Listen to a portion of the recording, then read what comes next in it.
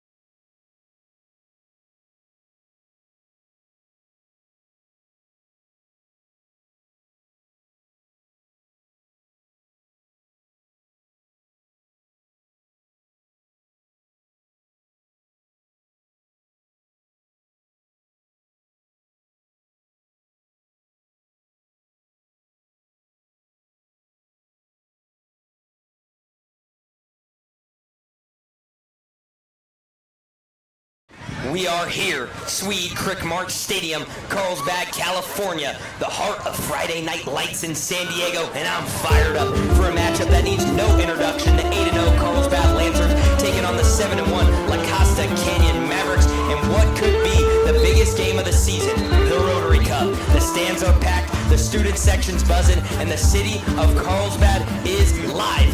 Tonight's show is brought to you by our head sponsors, Municipal and Coverage Realty. Thank you again so much for the compassion and love that you guys are giving to CHSTV. We're a big fan. But now, moving on to what is here in stake for the show. We've got a loaded one for you guys. Game predictions from all levels. High school football, college football, NFL, and a guest picker from Columbus, Julian Sayin, the Carlsbad alum, and an inside interview with Coach Mack with CHSTV's very own Courtney Clemens. And then we move over to Municipal, hosting a kick for $400 and more. The kick with Municipal, you'll see that shortly.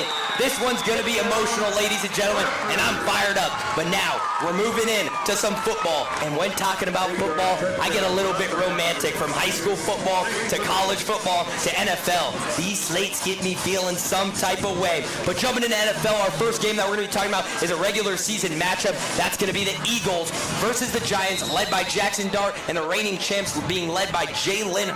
This one's going to be exciting. It's going to be at Philadelphia in this one for the rematch. Luke, take us away. Who do you like in this one? Yeah, I think we're in for a good one there on Sunday. Obviously, the Giants, last time they played the Eagles, came off with a big dub. But the Giants last week took a tough loss here to the Broncos in the fourth quarter, and the Eagles coming off a big win there over the Vikings. I think Nick Sirianni's going to come out a little different there on Sunday night, and I think the Eagles are going to get a huge win. That might win by 7. They might even win by more. Give me the Eagles with a huge statement win there against the Giants. I mean, you're a big fly, Eagles fly guy in this one, but I'm taking them boys, underdogs by 7. I mean, I love what they're doing. The younger team, Jackson Dart, an Ole Miss product of Lane Kiffin, and then you go to Cam Scadaboo. You know, always had his back against the wall, facing adversity, Sac State guy, unranked, and now he made his mark at ASU, and he's making his mark in the league right now. I wouldn't be surprised if I see Scadaboo rip off his shirt after this one in another one, except it's 10 a.m., not prime time. Give me the Giants. You know, I like that, Roy. The Giants, they're coming off a bad loss against the Broncos. Shut them out for 3 quarters straight and had a crazy collapse, eventually losing the game to a game-winning field goal. You know, the Eagles had a great win against the Vikings last week. You know, Jalen Hurts, for the first time in 22 games, threw for 300 yards and got multiple receivers involved, which the Eagles team has asked for all year. The Eagles got Jalen Carter back into the lineup, and he played a crucial part in stopping the run. The Eagles defense is going to want to get revenge on Cam Scadaboo, and I think that's where this game will be won, and I think the Eagles will just do that, so give me the Eagles. Cole, Luke, I love the breakdowns there. You guys like the Eagles. I'm taking the Giants. But now, for our last NFL game, we're going into a primetime game. A little bit of storyline in this one. It's going to be the Steelers in Pittsburgh facing off versus the Packers. And people are saying it's Aaron Rodgers versus former team. Who do you like in this one? Primetime game in Pittsburgh. Clear skies. Talk to me. Yeah, I like primetime game here. I think Mike Tomlin, he knows how to win. And I think we're going to see it on Sunday.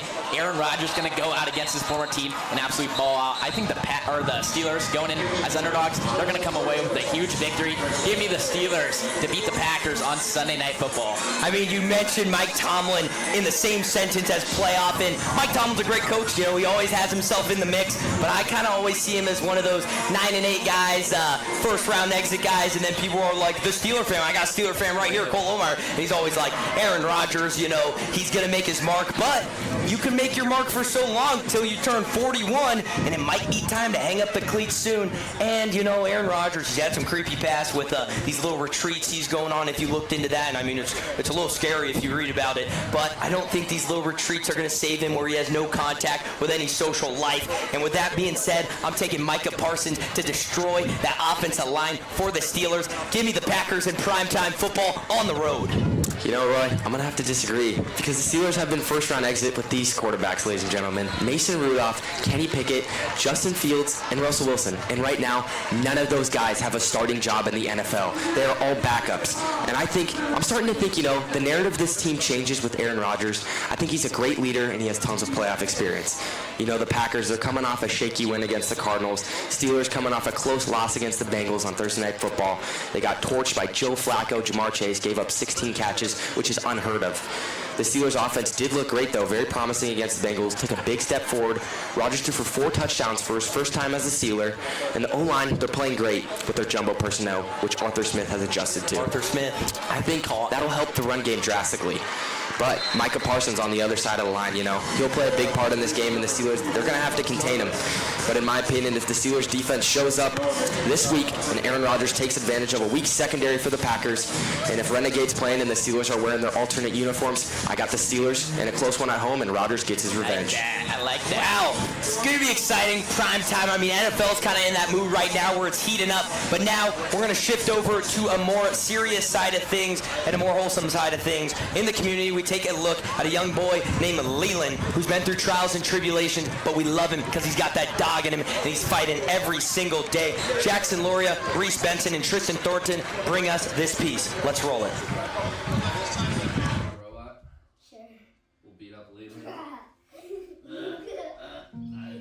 There's Leland before the accident and Leland after the accident. He was just a regular kid who loved sports, he loved playing with his friends. We really didn't know if he was going to make it. There's a lot of light in that boy, and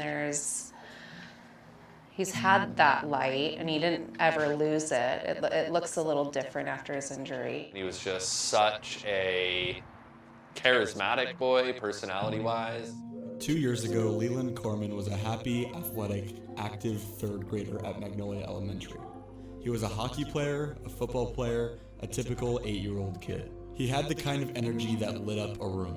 So it was our oldest son's birthday, Dylan. He wanted to go jump on the trampoline with his sister. And Maggie and I kind of looked at each other and we were like, fine. Leland and Lily came running to the back door.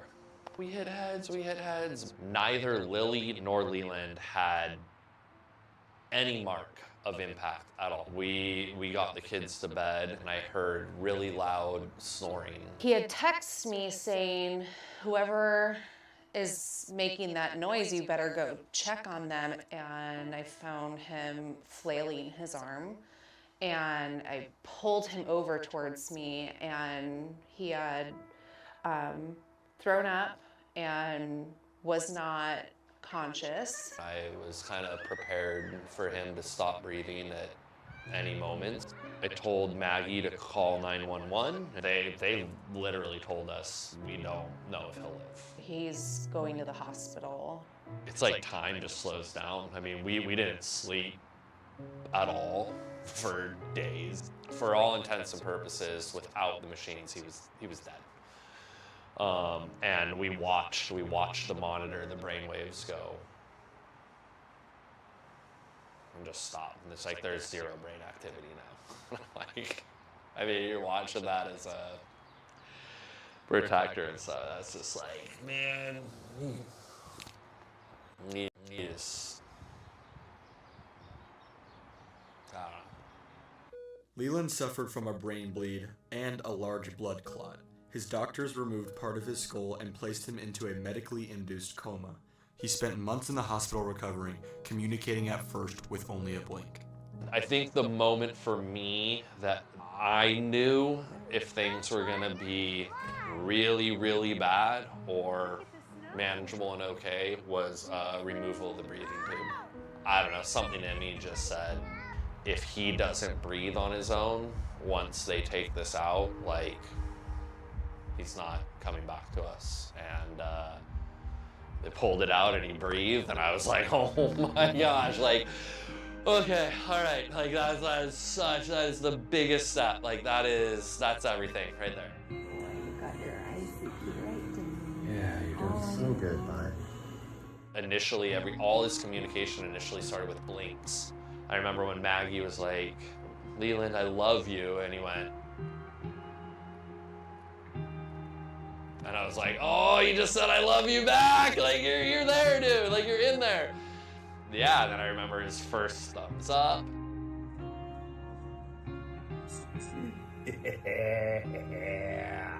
Back home in Carlsbad, Leland's classmates at Magnolia Elementary rallied for their friend, learning a lesson beyond books. And because of their support, Leland came back stronger than he left. And I just wanted to give him all the support we could. The thing that never changed about Leland was his personality. He has so much confidence, and he's just a really cool kid. He always has me laughing about his Napoleon Dynamite jokes. You need fat lord? Yeah, he's a true joy, and he's an inspiring kid. Leland brings out the best in the people around him and finds the bright side in every situation, including his own. I could have died twice. And that I lived somehow. For a lot of kids, it would be about what you can't do. But for Leland, it's about what he can. I can't use this hand, but I could give like high fives and stuff. Speaking of, I actually have a guitar. Yeah? There's a lot of things he can't play like he used to. It's gonna be hard to do with one hand, but I could try.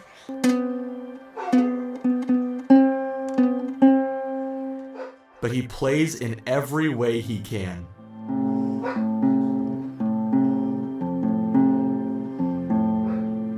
That's awesome, dude. That's so cool. Most kids couldn't come back from what Leland's faced. Let's go, Leland! But Leland is not most kids. Instead of saying like, oh yeah, why me? Like, why did this happen to me? My life is horrific. Well, instead, you could say, why not me?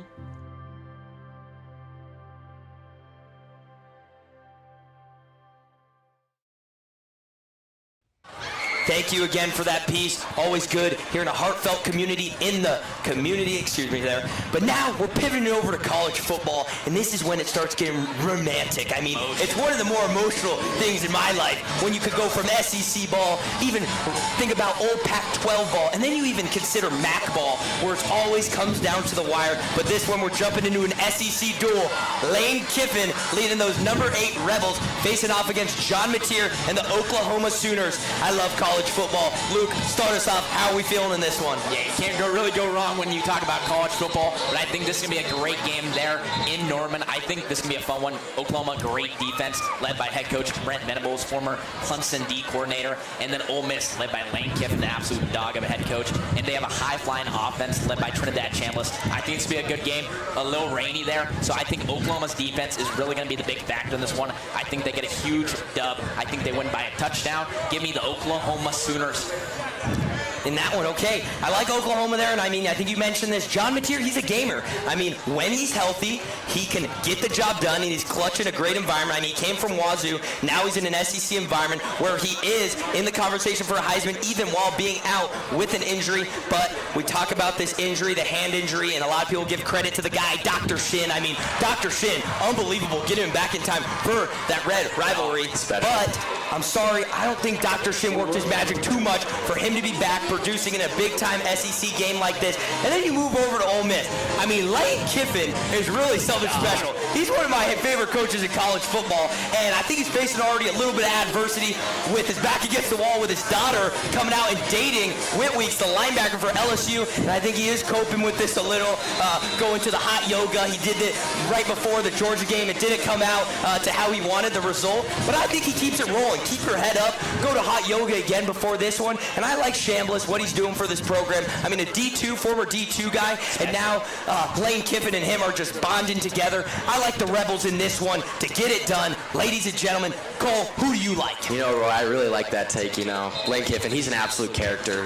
Ole Miss, they head into this matchup with a loaded offensive firepower, even while navigating a stretch of back-to-back road games for a young quarterback, Sophomore running back Kewan Lacey, he's a name to watch. He's a legitimate home run threat who could change the game with one big play. If Lacey finds a crease early and breaks off a long run, could really swing momentum for Lane Kiffin and the Rebels. But, Oklahoma's defense, they're still elite. Yeah, don't count out Oklahoma. Don't count they'll be tested by this Ole Miss attack. The Rebels' success will hinge on quarterback play, protecting the football, converting on big third downs, and capitalizing explosive opportunities downfield. With weather, field conditions, and a rowdy crowd likely to keep things physical, I think Ole Miss's offense is built to handle this gritty battle, striking early, establishing the run, and that'll be crucial. My prediction, if Ole Miss can avoid turnovers, ride Lacey's hot hand, and land a few big plays, I like the Rebels' chances. Their offensive versatility gives them the edge in a game that could come down to a handful of momentum-shifting moments, but give me Lane Kiffin and the Ole Miss Rebels. I like what you said there about Lane Kiffin. I mean, on a coaching perspective, he finds his way in those tight ones all the time, in those big-time SEC games, and a lot of times he comes out on top, either from his three or pulling away late in that fourth quarter. I think it's going to be a good game, and talking about SEC ball, we move to another SEC game, and this one could be an instant classic. I mean, at Death Valley, Texas A&M, led by Marcel Reed, the number 3 team in the country, goes into Death Valley versus number 20 team in the nation, led by Brian Kelly, the Tigers. And I think this one's going to be exciting. Brian Kelly, they came into this season, LSU, with a lot of high expectations. I mean, Garrett Nussmeier was even one of those top Heisman contenders coming into the year preseason, and this loss to Clemson to start the year, I don't think it worked out too well. And I think Brian Kelly needs to get it together because I think he's starting to approach to be on that hot seat. And then you go to A&M, Marcel Reed. Marcel Reed is one of those guys that continuously gets it done on the legs, in the air. And I think it's really, truly exciting to watch. And yeah, who do you like in this one? Yeah, I mean, any game there at Death Valley is going to be special. These two have a good history there, but I think Texas A&M is going to come out and be a little flat. LSU got a really good defense there, led by the head coach, Brian Kelly. I think he knows he needs this win really badly. And LSU is going to come out. Yeah, he does need it really badly, too. Could be on the hot seat if he doesn't get it. I do think he's going to come out, and I think Garrett Nussmeier is going to have his best game of the season. He had some struggles last week against Vanderbilt, but give me the LSU Tigers in a big one there over Texas A&M, and maybe Marcel Reed's Heisman watch. Maybe we'll see it slip away after this one. Give me the LSU Tigers. I like that a lot. I mean, the Tigers, going back to the new show that just came out, any given Saturday, SEC ball can go any way, but I'm a big Texas A&M guy, and I love Marcel Reed. I mean, having a quarterback in today's generation of football who can make something happen on the run and be elusive and do something is really a key factor, but I do love LSU's dance moves. I mean, the vibes going there in Baton Rouge, but Garrett Nussmeier hasn't sold me yet, especially him coming in this season being such a Heisman guy, the top, getting number 18, it's a truly big honor. He hasn't been playing with that integrity on his chest, and with that being said, I think Brian Kelly's hot seat is getting as hot as LSU alum gymnast Livy Dunn. I think it's really getting concerning right now how hot this seat is right now, ladies and gentlemen. With that being said, give me the Aggies. Bro, I really like that take. Garrett Nussmeier, he was coming in like a top 5 pick, and dude, he's late first round now, but A&M, maybe he stays another year. Who knows? He might have to, but A&M, they're coming off a wild win over Arkansas, escaping 45-42 to stay perfect at 7-0 for the first time since 1994. Marcel Reed was huge, throwing for 280 yards and 3 touchdowns, plus another one on the ground. I like his dual threat. Their offense was rolling, but the defense gave up a whopping 268 rushing yards. They got to clean that up against LSU. But LSU, they're licking their wounds, They're licking up. Surprising 31-24 loss to Vanderbilt. Crazy upset. Garrett Nussmeier, he threw for 225 yards and 2 scores, but that's not going to do much. Their offense stalled in key moments, and the defense, they really missed that guy Whitweeks. They gave up 239 yards on the ground and struggled to get off the field. for A&M, it's all about getting Ruben Owens going early to control the clock and keep that LSU offense on the sideline. The offensive line's been solid, but this LSU front seven, it's no joke. On the flip side, though, LSU's defense, they need a bounce-back game. They'll have to contain Reed, force mistakes if they want to pull off the upset at home. But if A&M plays clean and controls the tempo, they should stay undefeated, in my opinion. But if LSU's defense steps up and the Tigers make some big plays, this could go either way. It's going to be a fight, but I got the Aggies. I think we'll see what them LSU boys are back. I think it's going to be tight. I mean, Death Valley, that's why it's so close on the book. I think the line's 2.5 right now in A&M's favor. But next, we got someone important. Take it away. So before we make our picks for Vandy, Missouri, let's toss it over to Carlsbad alum Julian Sayin. He's not only been lights out all year, but he's leading the #1 team in the nation at Ohio State, and is right in the thick of the Heisman race. Roy got a chance to catch up with him, so let's hear what Julian has to say about this matchup. Okay, now moving on to the high school football game. The reason we are here at this stage tonight, the Carlsbad Lancers 8-0 are facing off against LCC, the crosstown rivalries in the Rotary Cup, who are 7-1. It's going to be a QB duel tonight between Eli McNeil, the Cornell commit, and Quinn Roth, who stacked up, I think, around 2 offers so far, Division I. So how do you think this one's going to turn out? Being a big-time game, you are 4-0 versus LCC. People say you are a father of them and have a little bit of ownership in that program. Talk to us about this big-time one at home.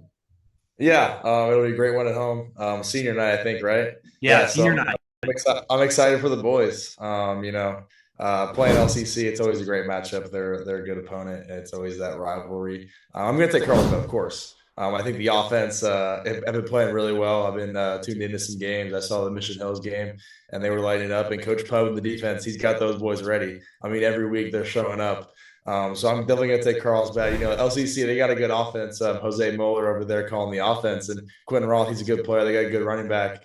But I'm going to take Carlsbad. It's going to be 9-0 after this game, and then hopefully go 10-0 and win the Avocado League. Thank you for your time, Julian. I mean, I see you sneaking up into the Heisman odds right now. We might see you in New York. Wow, I'm fired up, ladies and gentlemen. Thank you again for the Carlsbad alum, 4-0 versus LCC. Let's hope the boys get it done. Thank you, Julian, for your time. Always good talking to my guy. And, I mean, he's tearing it up at Ohio State. It's really, truly special to watch. And he's starting to creep up in that Heisman talk. I mean, I think he's top 3 right now in the Heisman odds. Heisman campaign, and the guy's a redshirt freshman. But now we're going off what he said, Vandy versus Missouri. Luke, follow away. I mean, you don't see College game day a whole lot going to Nashville. I think the boys from Vanderbilt are going to come out rolling. Clark Lee, former Notre Dame defensive coordinator, shout out the Irish there. I think Vandy's going to come out a little different than this one. Diego Pavia, an absolute dog. I think they're riding that high off that LSU win. Give me the Vanderbilt Commodores, get a huge win. I think they win by at least a touchdown, and we could see some magical things there in Nashville. Give me the Commodores. I think this one's going to be a classic, Luke and Cole. I really do. And, I mean, you can't not love what Diego Pavia is doing for the sport, the Commodores. I mean, Vanderbilt used to be one of those teams where you didn't even consider. They were getting considered of not even an SEC-type team. Get them out of there. But now they're making a statement, and they actually have a pulse for that college football 12-team playoff. And, I mean, they got a dog leading them with Clark Lee. I love what Clark Lee's doing. Just a great coach. I mean, he was under Brian Kelly as D coordinator there, and I'm happy he didn't take too much from Brian Kelly because he's not on the hot seat right now like Brian Kelly if he doesn't get that one done in Death Valley. But going back to this one, I mean, I'm going to have to agree with Julian. I don't really like how Missouri's state of football is right now. And with that being said, give me Diego Pavia, Meanie Mansell, and the Commodores. I think we're going to have a group sweep here. Vandy's coming off a huge win over LSU, pulling off a 31-24 upset. They got him feeling nicey. The offense put together some clutch drives. The ground game was firing on all cylinders, racking up 239 rushing yards, including Diego Pavia's dual threat ability. The defense stepped up when it mattered, especially without linebacker Whit Weeks in the mix for LSU. But Missouri, on the other hand, they're coming off a rough outing. They struggled to move the ball. Their defense couldn't really keep up in the second half. And the offense kind of looked out of sync, honestly. The turnovers proved costly, something that they can't afford against a Vandy team that's playing with some momentum. For Vandy, the key will be sticking to their identity, control the clock, pound the rock, force Missouri to play from behind. If they can keep the run game going and limit mistakes, they'll be in great shape. Missouri will need a big turnaround on both sides of the ball to stay in it, but I think Vandy rides away from their LSU win and keeps rolling this week. So give me the Commodores. They get it done with another strong ground game and just enough defense to pull off back-to-back upsets. Real quick, Roy, I think a win here for the Commodores, they might sneak in the playoffs for sure. I don't think they might. I think they are. Yeah. SEC title. And for sure a bowl game. I really think see it. I mean, I was watching some film on Twitter. I saw a little clip. I mean, that offensive line for Vandy looks legit. It's not the same Vandy we used to see. No, not the same Vandy whatsoever. I mean, Clark Lee turned that ship sinking around and got it moving like the Mayflower, ladies and gentlemen. But now, switching from college football, I mean, we could talk about college football for days, months. I could talk about college football forever. But going in to the Municipal kick. I mean, thank you so much again to Municipal for this one. And we're moving into a big-time giveaway. The lucky guest was Caden Thorne in this one, the senior, the baseball player, absolute dog on the diamond. And he'll be joining us for the Municipal kick for $400 and much more from then. Let's roll this one, and let's see if he'll make it. What's going on, ladies and gentlemen? Roy Kane here with the contestant. What's your name? Caden Thorne. And what grade are you in? And kind of talk to me a little bit about your story. So I'm grade 12 here at Carlsbad High School. I'm a baseball player. Got a couple offers to go play in college. I'm really excited to expand my career at the next level, Just come out here and make a free kick. Awesome. And so I want to give a quick thank you to Municipal for setting this up, providing everything for this kick. But now we got a 35-yarder. Caden Thorne for all the marbles, Municipal gear, and a $400 gift card on the line. Is he going to make it? Let's see. Now you got some practice kicks in. This is the time. Talk to me how you're feeling before the kick. Just ready to execute pretty much. I'm going to just kick it to the field goals. Awesome. Let's go. Get loud.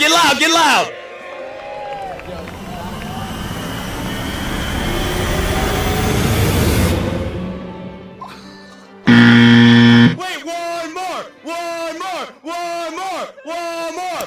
Caden, you missed the first one. How are you feeling right now? Pissed off that I didn't execute, so just make the next one. Hey! Wow! Caden Thorne gets it done, ladies and gentlemen.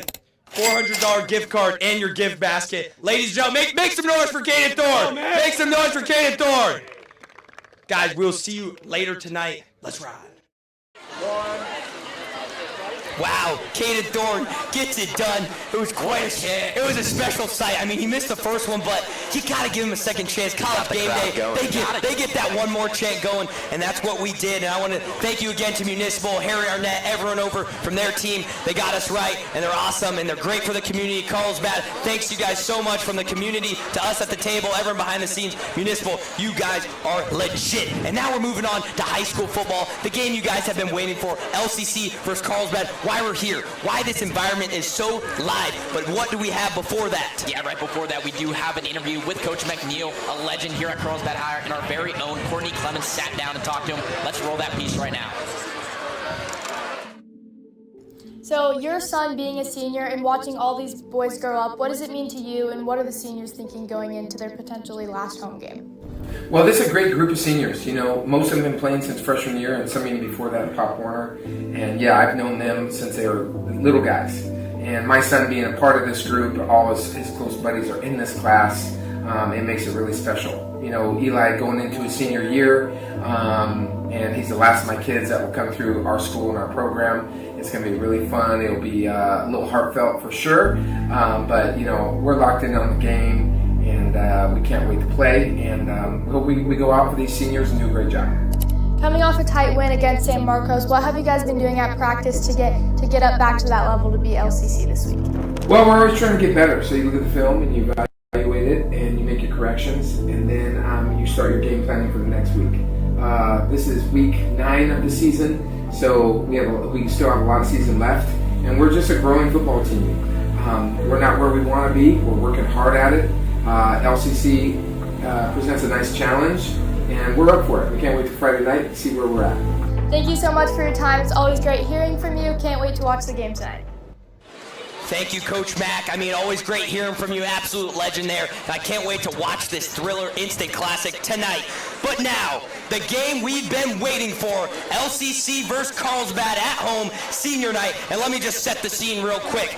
I don't even consider this game a rivalry. I was talking to Coach Mack. It's not any different league game, you know. It's at home and it's a big one. But the only reason it's getting a little bit of chirp into a rivalry game like this is because LCC snapped the 2,588-day losing streak against Carlsbad, and now they have the Rotary Cup, and it's something that the Carlsbad boys want to retain, ladies and gentlemen. We lost last year 21-11, but now we're at home, and it's feeling good, and this thing gets me fired up. This game, Luke, start us off, the one that we're here for. Yeah, I'm excited for this one. Carlsbad LCC, what a matchup we got for the night. Eli McNeil, though, no turnovers on the season, or no turnovers going into the season until last week, but still no picks. I think he's going to have an absolute great game here tonight, and I think the Lancers are going to come out, get a statement win, and secure their Avocado League title. Give me the Lancers in a huge one tonight. Bang. Luke, you know I like that. He's right. It does not get much bigger than this. 8-0 Carlsbad takes on LCC 7-1 in the annual Rotary Cup with the Avocado League title on the line. This rivalry is as heated as it gets, and both teams have plenty to play for this week. You know, Carlsbad, they roll in undefeated over a little shaky win against San Marcos, but their offense has been firing on all cylinders under quarterback Eli McNeil. The Lancers, the Lancers have been balanced, you know, putting up points with their defense led by playmakers Sean Cranford, Rocky Cummings, and Chase Harris. You know, they continue to set the tone and make big stops when it matters most. But we can't forget about LCC, you know.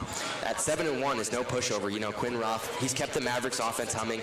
They'll be hungry to end Carlsbad's recent dominance in the rivalry. Carlsbad's taken 4 of the last 5 matchups, but you can count on LCC to come out swinging with the league title on the line. For Carlsbad, I think the formula is simple.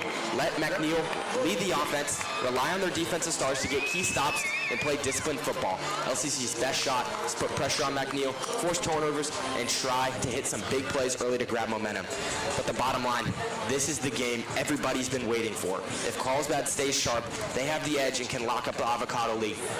But with so much at stake and the rivalry and energy in the air, expect the battle from start to finish, but I got the Lancers. Well, let's hear it. Okay. Now, I'm going to keep it quite frank right here. I don't know if I can say this, but I'm not a fan of LCC whatsoever. This game being senior night, it fires me up, and it gives a chance for these gentlemen, especially those seniors who were juniors last year, to take back what's theirs, and that's the Rotary Cup, and that's to secure the Avocado League and to secure a spot in the Open Division playoffs. And I can't go wrong with the gentlemen at home for a statement win to secure it. With that being said, give me the boys in purple and white. Let's give it up for Roy, guys. You know. And what a pick there. Thank you, everyone that made this possible. It was a great first time for us, and we got Lee Corso right here. Carlsbad and LCC got a great matchup in store for you tonight. We will be live streaming the game at 7 o'clock. And thank you again to all of our sponsors. And thank you for Municipal for setting this all up. Cole, anything you'd like to add? Yeah, I'd like to thank our sponsors again. You know, Municipal, GoPro, Ryan Kane Insurance, Gutridge Realty. But, you know, thanks, guys, for tuning in. We'll be live later at 6:50 to stream the game. You know, all of us being seniors, this is something we've all wanted to do. Thanks to our teacher, Mr. K, our excellent sponsors, and our dear friends over at Municipal, Harry and AJ. They made all of this possible, and we hope this game is as entertaining, and we'll see you at kickoff.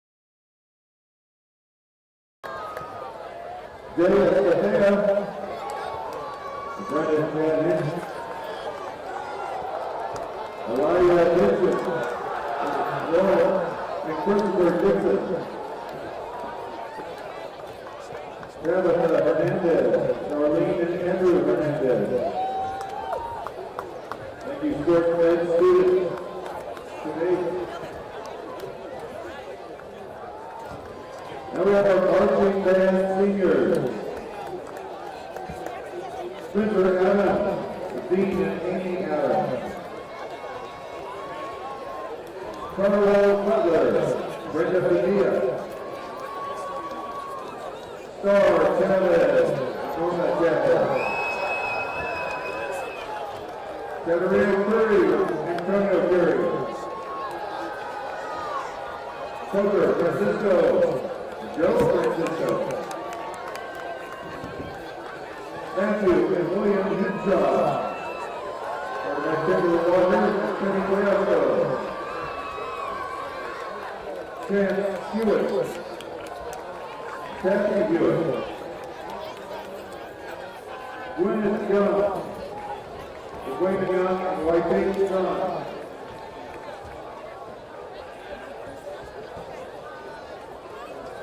Arthur Rivas. Cristiano Leland, Santiago dos Santos.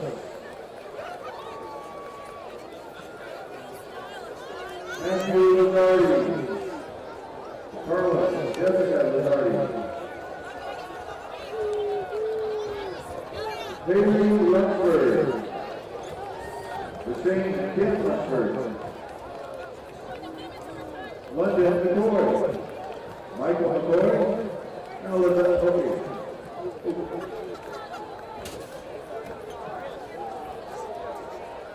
Louise Spelling, Patty Allen, and Ben Spelling. Alexander Miller, Kristen and Paul Miller. Diane Morales, J.P. Morales. Sydney Monroe, Scott and Karen Monroe. Jacob Papa, Beth Tony Papa. Levi Pascal, Greg Pascal, and Michael. Matthew Perez, Ismael Perez, and Patty Ramirez. Dina Ramirez Leon, Marcelino Rolando Ramirez. Aiden Rosenblum, Greg and Terry Rosenblum. Andrew Steinwell, Jared and Kelly Steinwell. Serena Ramirez, Nick and Adriana Flores. Sophia Walensky, Ian and Melissa Walensky. Those are our marching band seniors.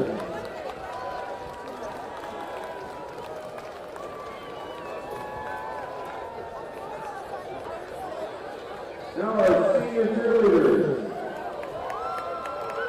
Brent Edwards, Derek, Tommy, and Bryce Edwards. Charlotte Anderson, Carly Anderson. Ava Beverly, Christine and Kevin Beverly.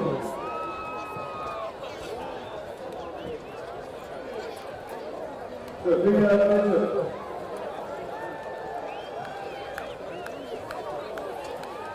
And Finley. Jude Tony.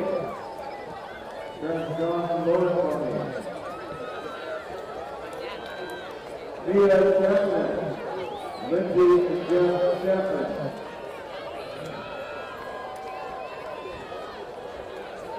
Charlotte Cox. Ben and Cameron Cox. Julia Dickerson. Jed and Emma Dickerson. Brent Garcia, Joseph and Michelle Garcia. Kendall Gordon, John and Lindsay Gordon. Lila Ham, Patrick and Jamie Ham. Annika Hyde, Justin Hyde, Sherry Hyde, 78.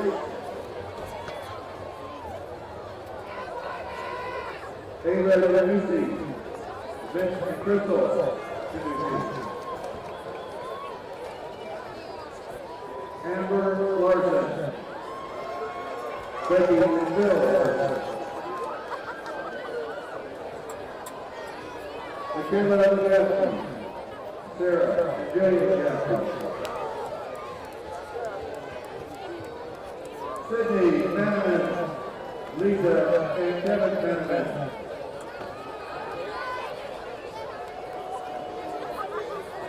Brooke Papico, Christopher and mother, Marlon Lee.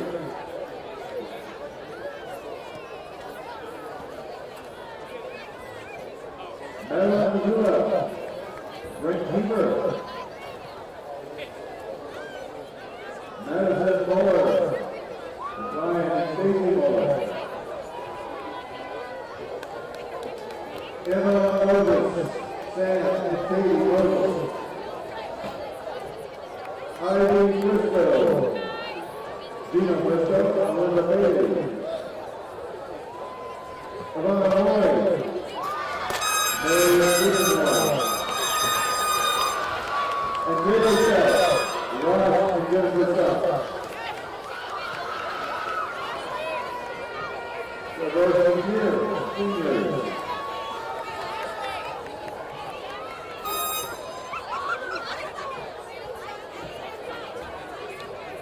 Now our senior dancers,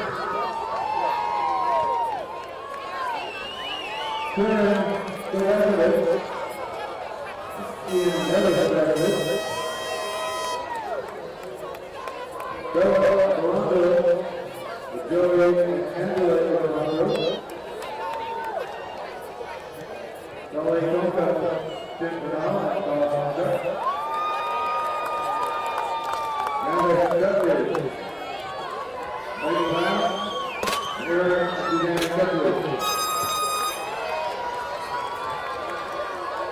Joe Judy, Dan and Amy Judy, Tessa Lowry, Rick and Kim Lowry, Sophia Moraga, David and Jen Moraga, Ella Diego, Rick and Sarah Diego, Charlie Ward, Brett and Amy Ward,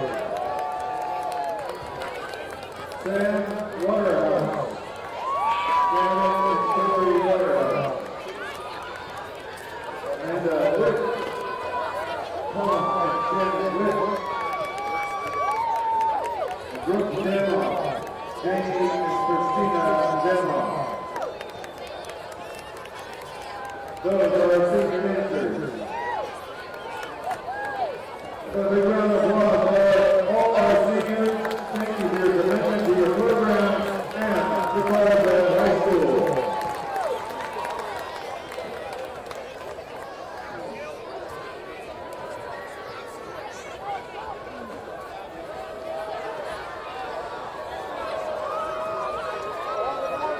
The football moment, the Great American Rivalry Series, would like to take a moment to honor the top scholar athletes from each school. Part of the series, United States High School will be presenting each player with a college scholarship, recognition of their academic achievement, and athletic excellence. From the Classic Canyon, Brendan and Justin Lee.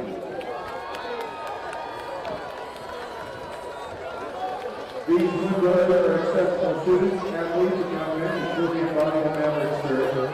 Each both have impressive 4.67 grade point average, earned recognition for their achievements in academics, athletics, school plays while excelling in multiple sports, leading by example both in and out of the classroom.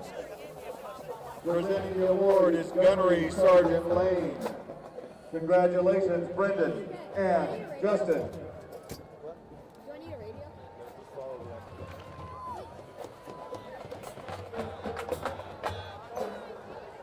And from Carlsbad High School, Jackson Overall. Jackson is a student athlete who's trying to excel both in the classroom and on the field. He also achieved a 4.2 GPA, played a linebacker on the varsity team. After high school, he plans to serve a 2-year mission for the Church of Jesus Christ of Latter-day Saints before he continues his football journey after high school. Presenting the award is Sergeant Divorce. Congratulations, Jackson.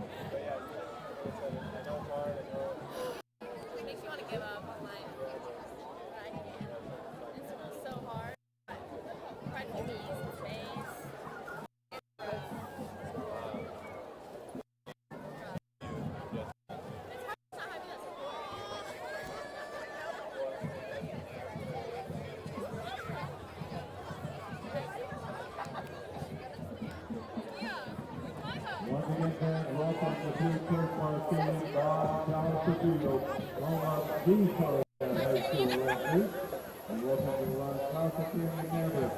Tonight's game features the high-noon rotary cup. President Jim Brubaker will present the cup to the winning team of the conclusion series.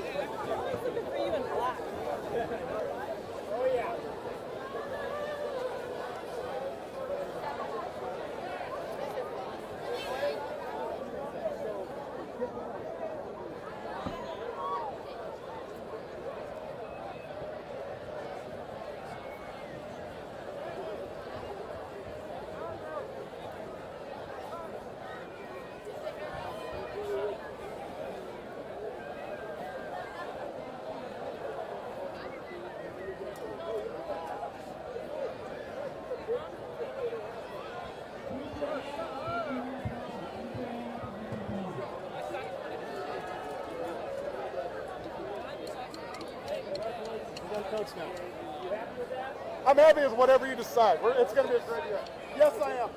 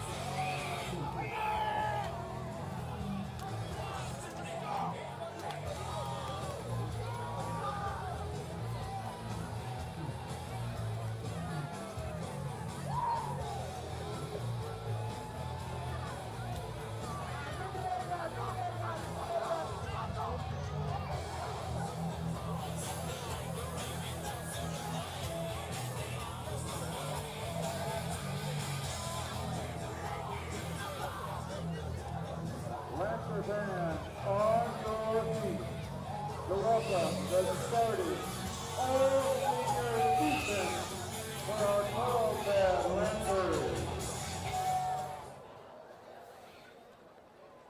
6 foot, 230 pound defensive lineman, number 6'1",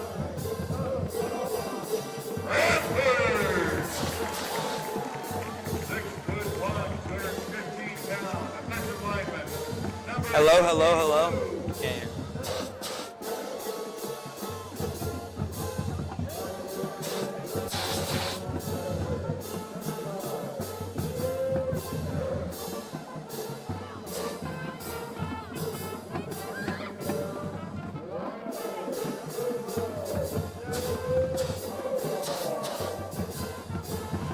This one is going to be special with the seniors running out of the tunnel and the captains meeting at the center of the field.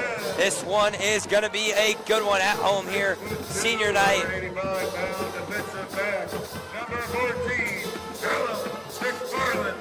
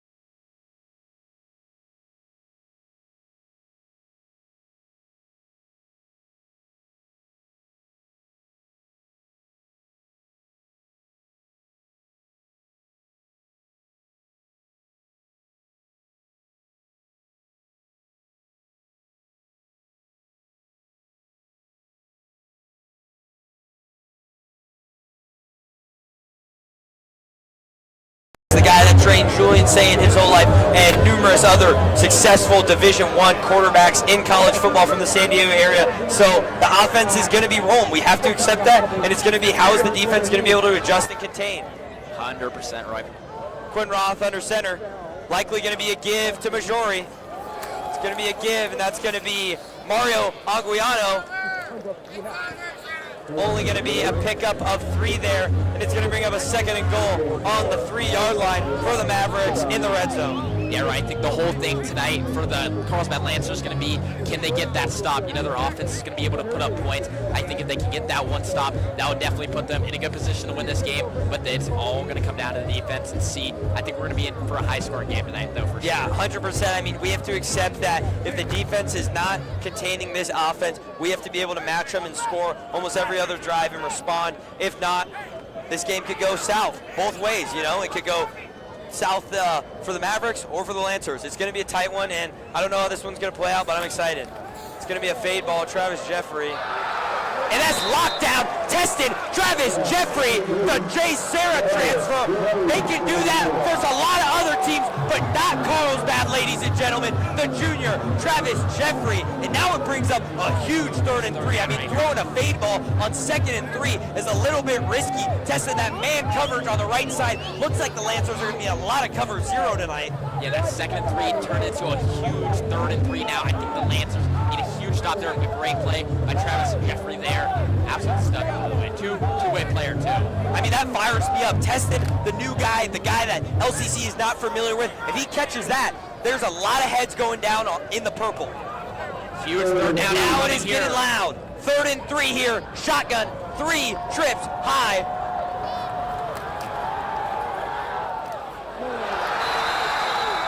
That's going to be a touchdown by number 10, Lennox Marucci. Good pass there from Quinn Roth. And that is an opening drive touchdown that you'd like to see for the Mavericks. Yeah, obviously not what you want to see there on the defensive side, but they had good field position for the Mavericks there. I think now the Lancers need to put a good drive together and tie this thing up. What a great drive there, nonetheless, by LCC. Great drive there from Quinn Roth. It starts with the special teams. I mean, it's truly embarrassing when you come out in a huge rivalry game. It's blocked! Travis Jeffrey does it again! And in a game like this, that 1 point is going to be a factor. Wow, ladies and gentlemen, that is huge. Got to the backfield quickly there, too. Wow. Good plays there by Travis Jeffrey. What a drive. I mean, especially in a game that's expected to be tight, that 1 point can come down to it. But great play there from the special team. Travis Jeffrey, the man with the breakup on the right-hand side, and the man with the block PAT, already started off fresh. Yeah, right. I think we're in for a good one tonight after that first drive. But you did say it is all about special teams here. Let's see if the Lancers can give themselves some good field position like the Mavericks just did. Travis Jeffrey, bottom of your screen, back to return. Right above him is Ethan Meyerhoff, the senior. Back to kick it away is going to be Jackson Majori, the wide receiver.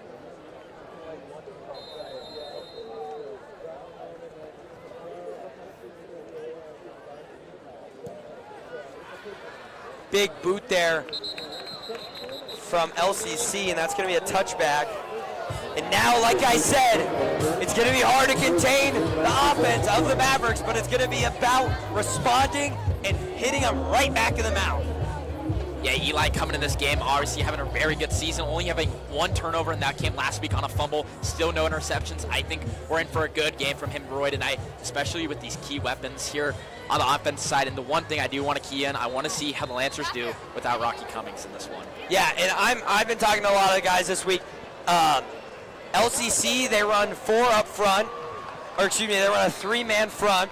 And when you run a 3-man front, you got to put pressure on them a lot. So you're going to expect to see a lot of blitzing here and a lot of jam box from the Mavericks. But with that being said, people are like, okay, that's going to make them throw the ball. Actually, I think we continue to stick the run, because when you blitz that many guys, it takes one guy to miss, and you're out of there. Yeah, I like that. With a big first pickup there from Kai Brown of 7 yards, brings up a 2nd and 3. It's going to be another give to Kai Brown, and he's got some grass in front of him, and he has more. Kai Brown with the big run, approaching in to the midfield. First down there. Yeah, you mentioned it there, running. Look at that, 2 plays. The first down, huge runs there by Kai Brown to set up Lancers in good shape here with 8:02 remaining. What a start to the drive from Kai Brown. I mean, truly, I'm going to be very disappointed if we don't run it almost every play in this one. I mean, look at it. They have a 3-man front, and when they blitz that box, dude, it takes one man to miss to get out of there and go score. And Kai Brown, not an easy guy to tackle as well. And when you have such great depth at the running back position, can't really go wrong. Exactly. Kai Brown, the junior, Darian Webb, the junior, and then Ian Wall, the sophomore. Just a stacked backfield for the Lancers. 1st and 10 here. Eli McNeil under center. It's going to be a toss left. Good block out front there from Bobby Boucher, Bobby Hernandez. That's going to be a pickup of 4. And I mean, you get a pickup of 4 every time you run the ball. Just run it every play. First down. I think the whole thing, Roy, going into this game is going to be momentum. Whoever has the momentum is going to be the team that comes out with the W tonight. And so far, Carlsbad's offense rolling here through the first 3 plays. 100%. I really like this drive so far, despite not even getting into the red zone yet or Maverick territory. I really like what I'm seeing here so far. 2nd and 7 for the Lancers. First time we're seeing Eli McNeil in shotgun tonight. I think we're going to see there is a penalty on the play.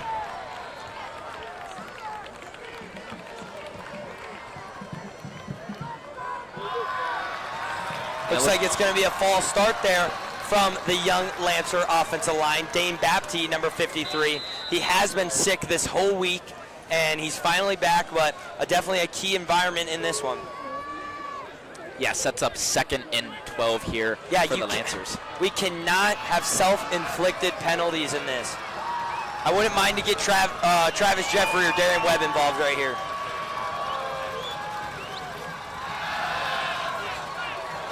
Nice, Travis Jeffrey, and that's going to be a hold on Alex Park.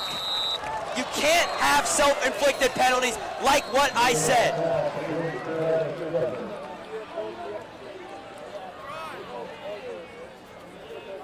Little bit of a lead ball there from Eli McNeil, a little too much. I really hope they pick up this one. That is not big enough to call a holding. I agree there, right. Or I see Coach Chapman discussing that they want to decline it, so it might be on the Mavericks. Want to say there, though, quickly, good play there by Travis Jeffrey. Not the best thrown ball, but way to make a play out of nothing right there. Interesting to see where there's flags going to be. Holding.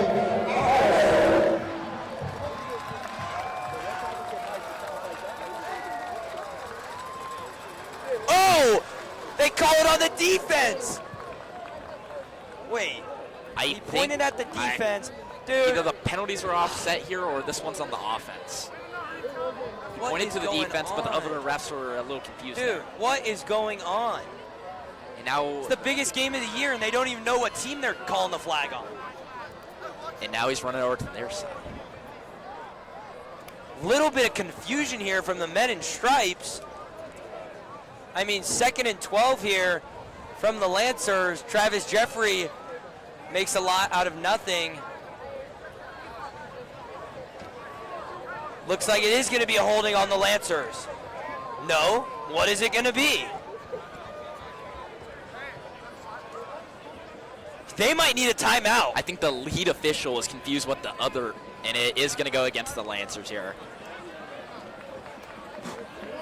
Very, very interesting call there by the refs. What is going on? What is going on? And a 40-yard penalty? From what?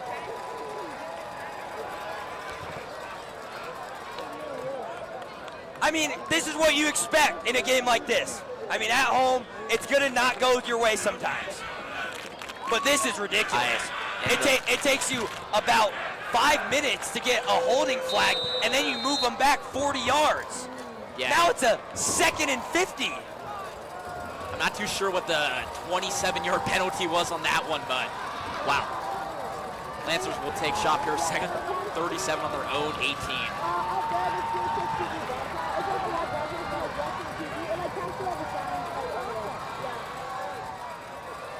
Face mask! That's a face mask! Where's the face mask? There's the face mask that we're waiting for. I just like to highlight into the referee right in front of Kai Brand. Didn't even throw the flag. It was the referee. I mean, I wouldn't be surprised if they picked this one up. Face mask. Personal foul. On the Mack.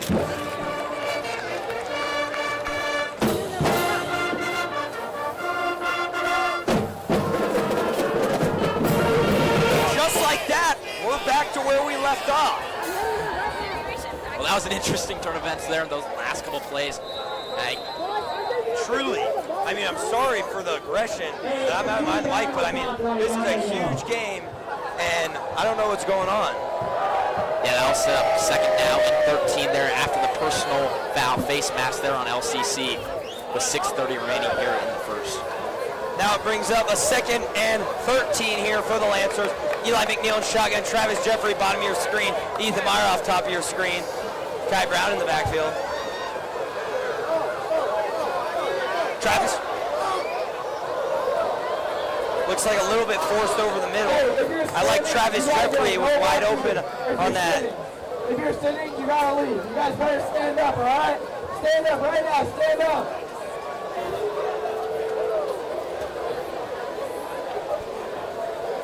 Now brings up a 3rd and 13. Just from watching this right now, it looks like Eli McNeil's a little rattled. All good. And I think he's going to find his way into the group, but it's a big game. I mean, nerves are important to have. If you don't have nerves, there's an issue. Yeah, that's a problem. Big third down here. 4 wide here. Eli McNeil in shotgun. 3rd and 13.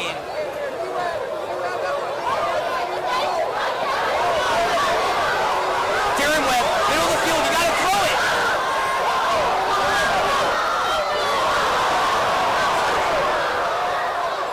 And an interception there by the LCC Mavericks. It looked like Eli McNeil had Darren Webb wide open there in the middle of the field. Just got rid of that ball a little too late there, and that will set up the Mavericks once again with pretty good field position.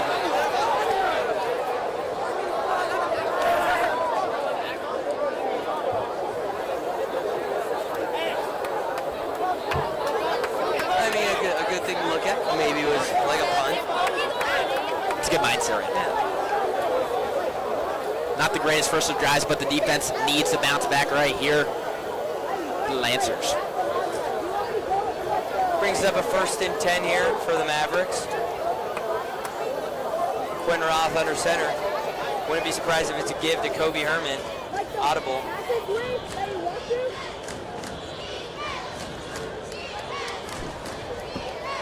It's going to be a keeper. Nice defense there from Travis Jeffrey.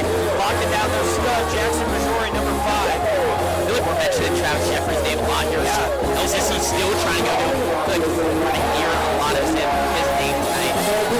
Expecting a good one.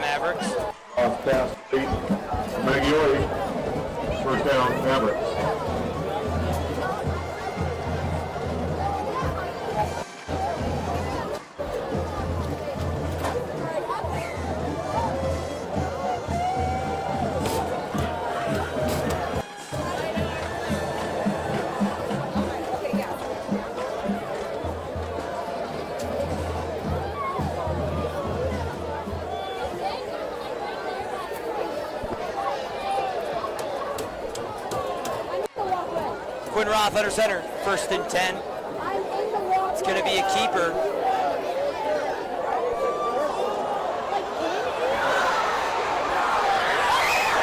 That's going to be Kobe Herman for a 52-yard touchdown. 52-yard touchdown. And LCC is going to take a 12-0 lead there. Not the greatest drive there as defense.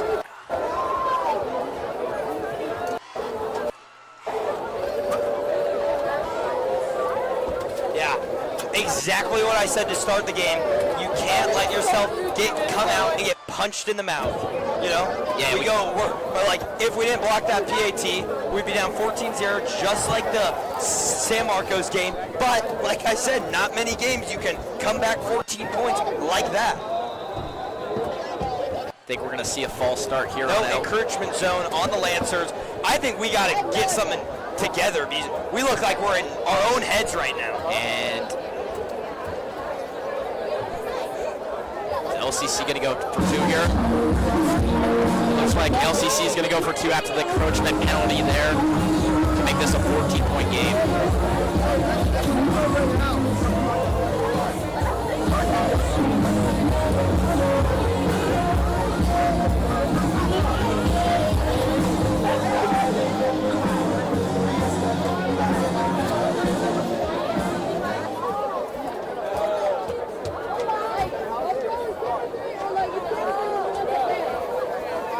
And the 2-point conversion right here for the Mavericks. Quinroth sends Henry Mallory. Jump pass. And I guess that 6-point doesn't really mean much there after the encroachment penalty. The LCC Mavericks are going to be up 14-0 here. I mean, Roy, we saw this a little bit last week with San Marcos, some problems there to start this one off. Obviously, it's still the first quarter, a lot of time left in this one. But something does have to happen there for the Carlsbad Lancers, or else they'll keep getting into a bigger hole here.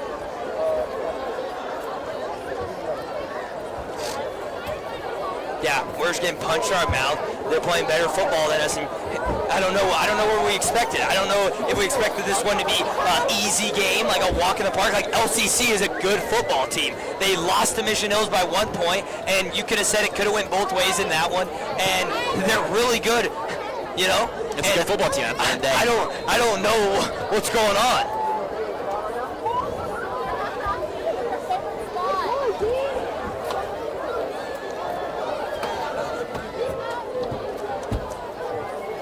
It's not gonna get there. Ethan Meyerhoff's gonna return this one.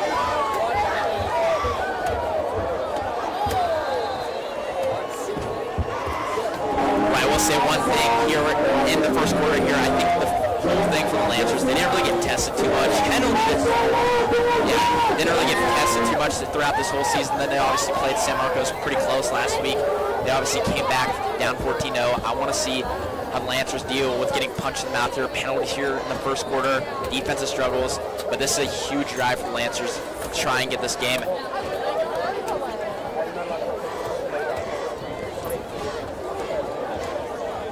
Travis Jeffrey on the screen.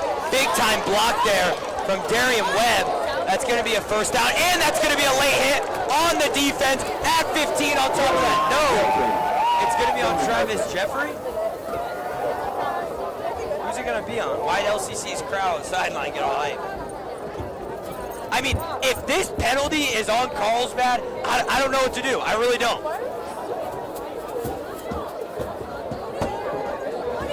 Defense. Yeah, great block there by Darian. I'm nervous when I see these giant discussions. Like, I don't know why it's taking them so long to get it all out here. But the Lancers will now be setting up shop here around the 50-yard line. Great play to start this drive off. And the whole thing, though, right, on this drive, they need points. No matter if it's field goal, but you need 6. You need points here for sure. You can't risk going down 21. I say run the ball. I say run the ball 15 plays in a row. There's another flag, and I think this one is going to go against the Lancers.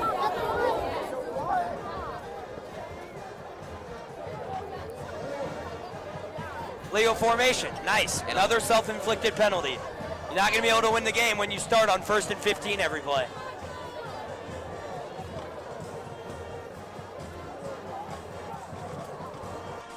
Yeah, now set up 1st and 15 now here for the Lancers with 4:40 remaining here in the first.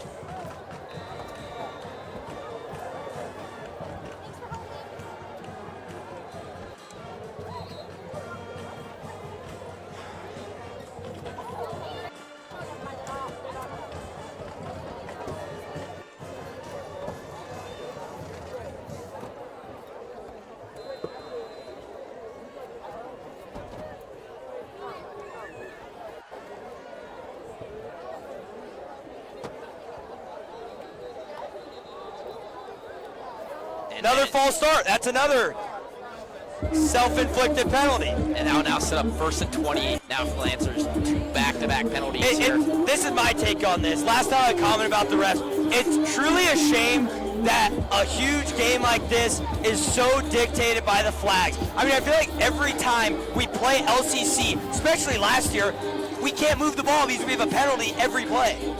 I think there's got to be a start that you got to let the boys just play on. Let them play. There's been a lot of flags so far in this one, and a lot, especially here with the Lancers.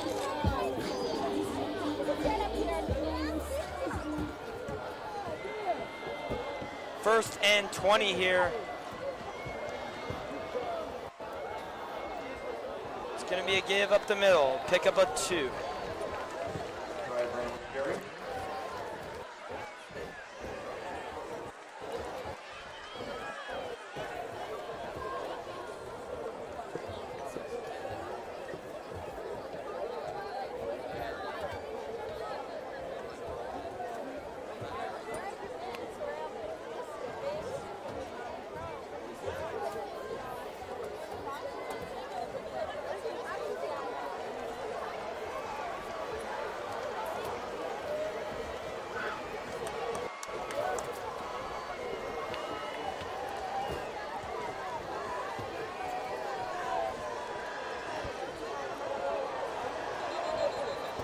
And that one right there dropped by Kai Brown. It's going to set up 3rd and 17 now here for the Lancers.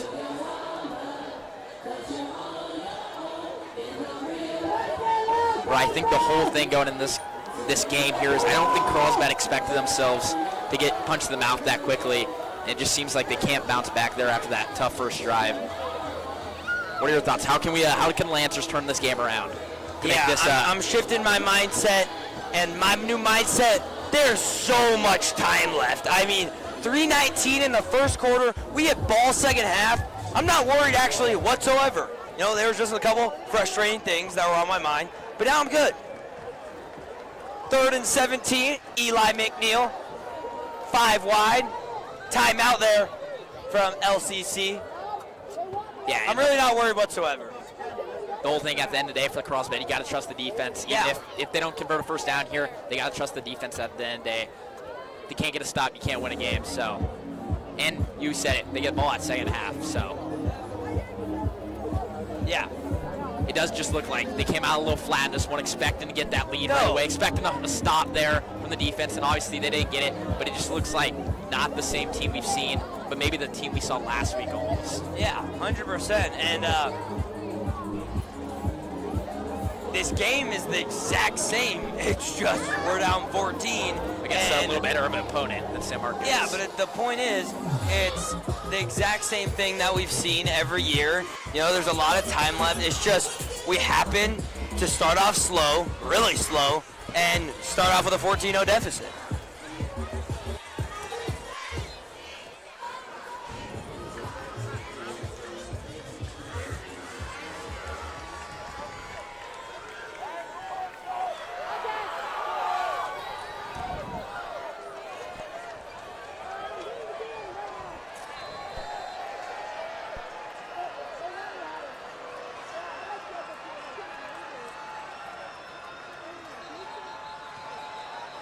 And Eli McNeil's got to let these guys get set. That's the second time. Encroachment. Excuse me. That is on me, ladies and gentlemen. A lot of flags here to start this one. Now just not only Lancers, but also the Mavericks. I'm not going to comment on anything with the refs. Yeah, and that'll set up 3rd down and 12 here for the Lancers now.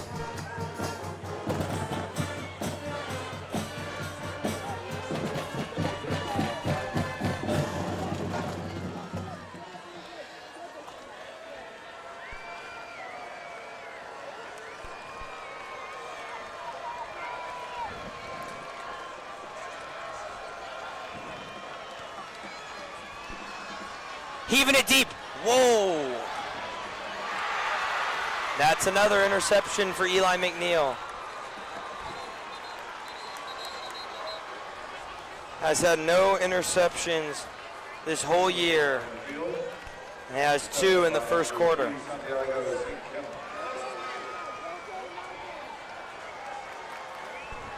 It looks like that ball was intended for Alex Park, not really on the same Intended for Travis Jeffrey. Sorry, Travis Jeffrey there. Not really on the same wavelength there. Way overthrown, but LCC starting off here with some poor field position on this drive. I think it's a huge defensive drive for the Lancers. Need to put up a big stop here.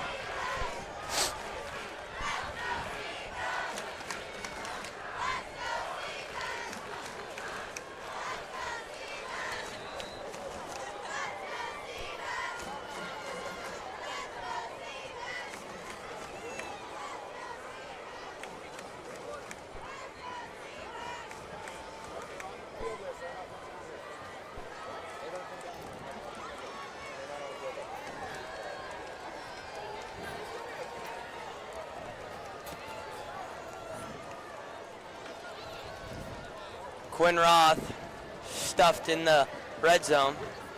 I think that's going to be a false start. Yeah,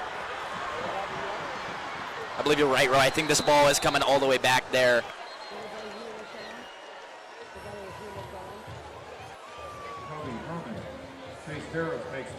False start. This one's gonna be coming a false back. start there on LCC.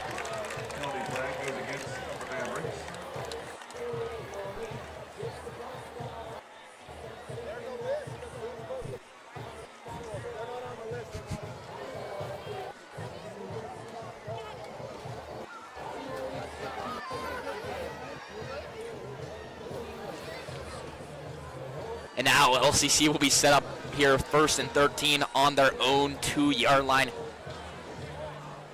Right, the defense is going to get a stop. It needs to be this drive here. LCC set on their own 2. Need to make something out of this for the Lancers defense. Need it. You need to go talk to your teacher. You're not on list. That list comes from your teacher. So go talk to Mr. Carr.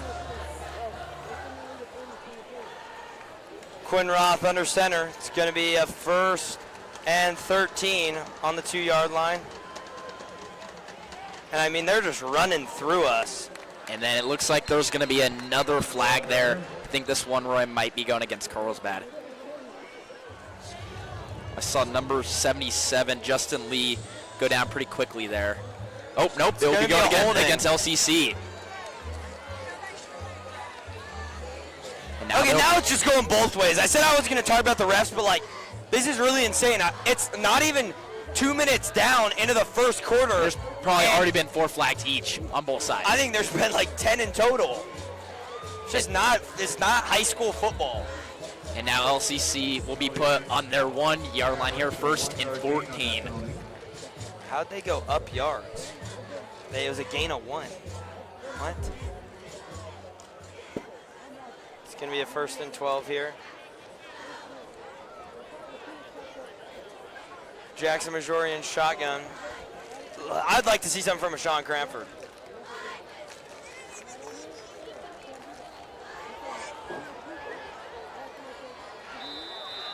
Good defense there by Travis Jeffrey again, targeting his side there, setting up 2nd down here for LCC. Travis Jeffrey has to be careful with Taunton LCC. These refs are itching to throw something. Look, Mack's telling him right now, just cut it out. Yeah, also the penalties down 14, nothing you can ever do. But again, like I said, bro, we get the ball back. Jeffrey, though. Second half. I'm not mad about this situation. I just wish we. You said it, Roy. I want to see a Sean get in the backfield here quickly. Let's force them. Looks like they're going 5 wide. Nope. Kobe Herman on Ross' left-hand side. Brings up a 2nd and 12.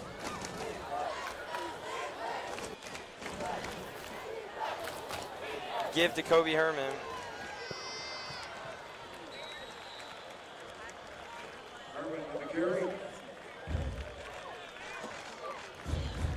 And that's going to set up 3rd down for the Mavericks. Yeah, 3rd down and 1 here for the Mavericks after the 11. They'll pick up there from Herman. I think this is the play of the game.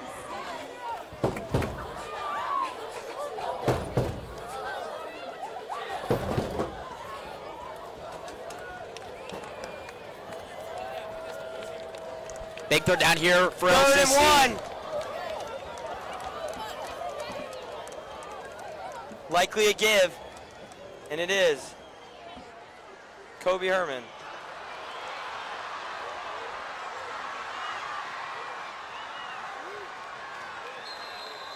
Finally brought down, wow. After well over a 20-yard pickup there. Cody Herman, I think, just broke through 4 different tackles to get that first down. And he had the wide open right up the middle there.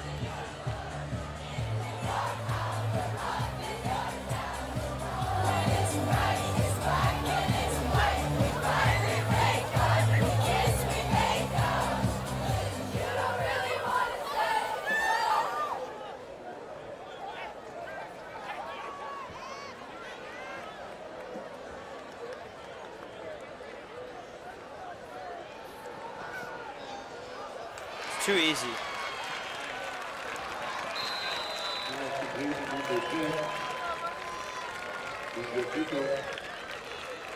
Pass complete there to Lennox Maruki there for LCC, setting up another first down here.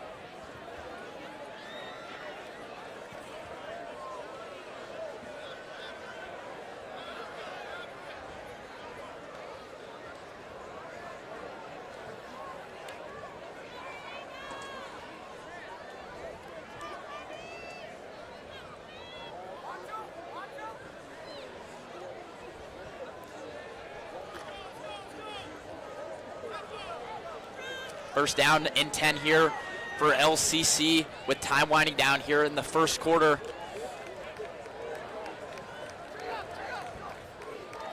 Oh! And a botch snap there by LCC sets up second down and 10 there.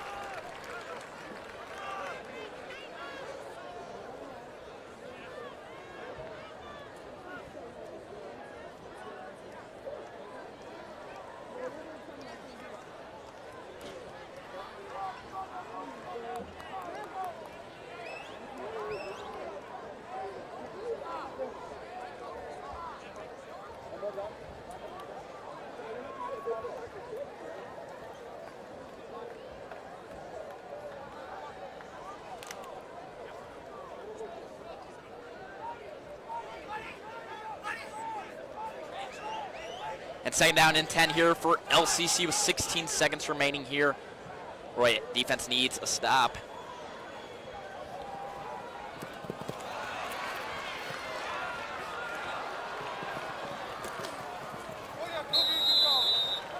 I mean, they're dicing us up. They're dicing us. Like, we don't even know what's coming. And that'll be the last play of the first quarter here. LCC will have the ball on the Lancers 13 when we get back here to the second quarter. But yeah, Roy, thoughts, not the greatest half, or not the greatest first quarter. Defense has got to clean up. The whole team's got to clean up. They just look flat. Gotta make a change here in the second quarter.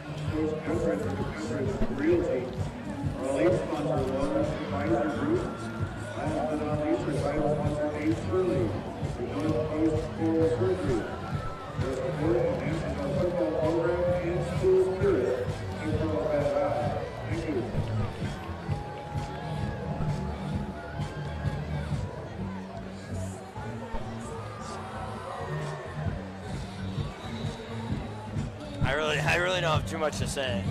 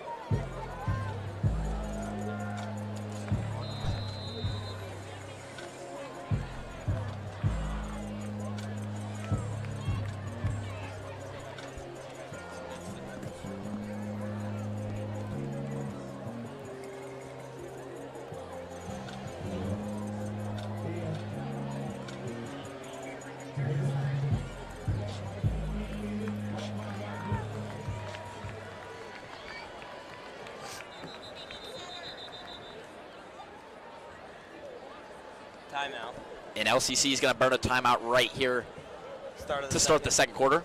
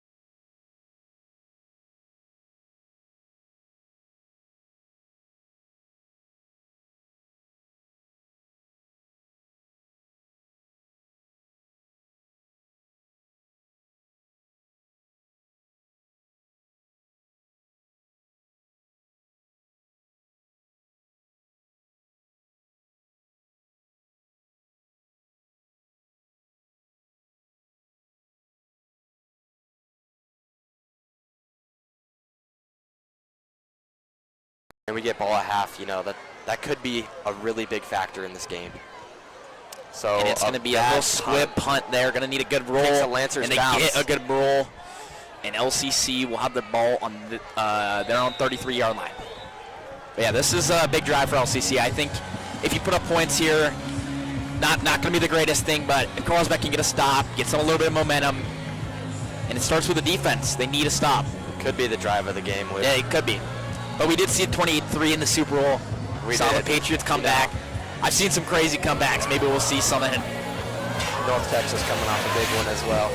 How about that man throwing for 600 passing yards? Yeah, you get a little bit of happiness. Yeah, a little bit of happiness. You don't see a college quarterback throw for 600 yards. Drew Mestamaker there for North Texas, the true freshman. But here we are. Quinn Roth under center. Heavy formation for the Mavericks. Flipping it into shotgun. You go 2 wide on each side. Roth gets the motion man.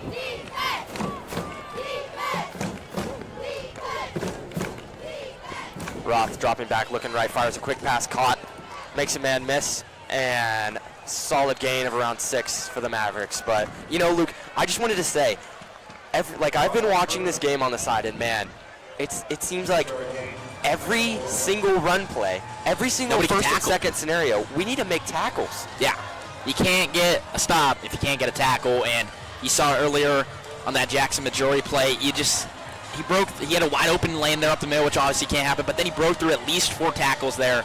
And you know what? He broke a few tackles. We need to have more people in the box. We only have so much on the line, and I feel like we need to get some heavy blitzes, get Quinn Roth under pressure. So another heavy formation for Quinn Roth and the Mavericks. It's going to be a run play. Majori cuts up the field, and looks like he's going to need to get stopped just short of that first down marker. I think it's going to set up 3rd down here for LCC. This could be 4 down territory. You got to think it's 4 down territory. Yeah. I mean, they just went for 2 up 20 points. Right. So LCC rivalry game, they want to come in and play hard. So I'm assuming this is definitely 4 down territory. I think here you got to know the So if I'm the Lancers right now, stack the box. I'm pinching the O-line. I'm bringing pressure. I'm sending all my guys.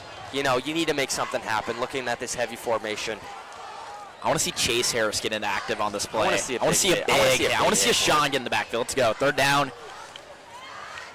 It's going to be a run play. Cuts back up the middle of the field, and he's just going to get the first down. Just going to get that first, yes. So initially it looked like it might have been a stop, but you saw that extra effort to get that first down.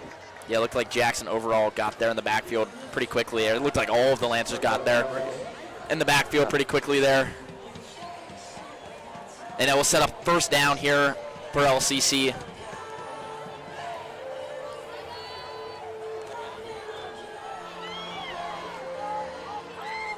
Quinn Roth here under center. You got to think this is another run play. Motion man, Jackson Majori. Play action. Roth looking, trying to find something. Goes across his body. And incomplete. Great coverage from Chase Harris. So 2nd and 10 will be set up.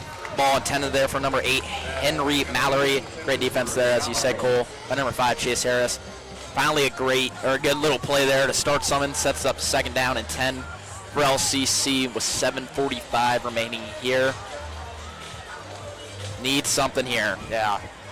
Got to get in the backfield like that. There's a little bit of an energy shift. I don't know if you feel it, Luke, but I'm starting to just get a little bit more positive energy, especially if we force a punt here. That would be massive. Yeah, I think the major thing is going to be able to get in the backfield and make Quinn Roth use his legs. We haven't had to do that a whole lot tonight. No. But sets up a big 2nd down here for Carlsbad's defense. Roth and needing a big stop here. Motion man. Roth looking for something, dials him across his body, and it's going to be dropped. And look at that. 2 plays in a row, you get in the backfield. Dropped by 2 Ty stops. Locker, the 230-pound tight end. Just cause a little bit of chaos there in that backfield there. So this is a really big play, Luke, here. 3rd and 10. They got to make something happen here. I mean, you saw there, Cole. Locker had some room, some green grass ahead of him there, but just a little bit of commotion there in the backfield can really make a difference. Right. The offense is calling a good game. Yeah, sets up a 3rd down and 10 here for LCC. This is huge play here for Carlsbad's defense. Roth and shotgun. Got to get in the backfield quickly.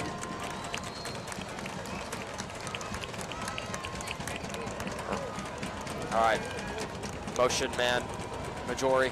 Roth drops back, fires a quick pass, wide open, and a gain of 15. Wow, Luke.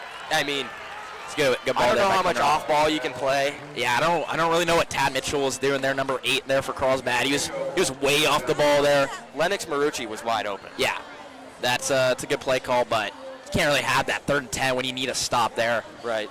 I mean, LCC's calling a great game, you know. They're calling a lot of good fake screens. Their O-line's playing really well.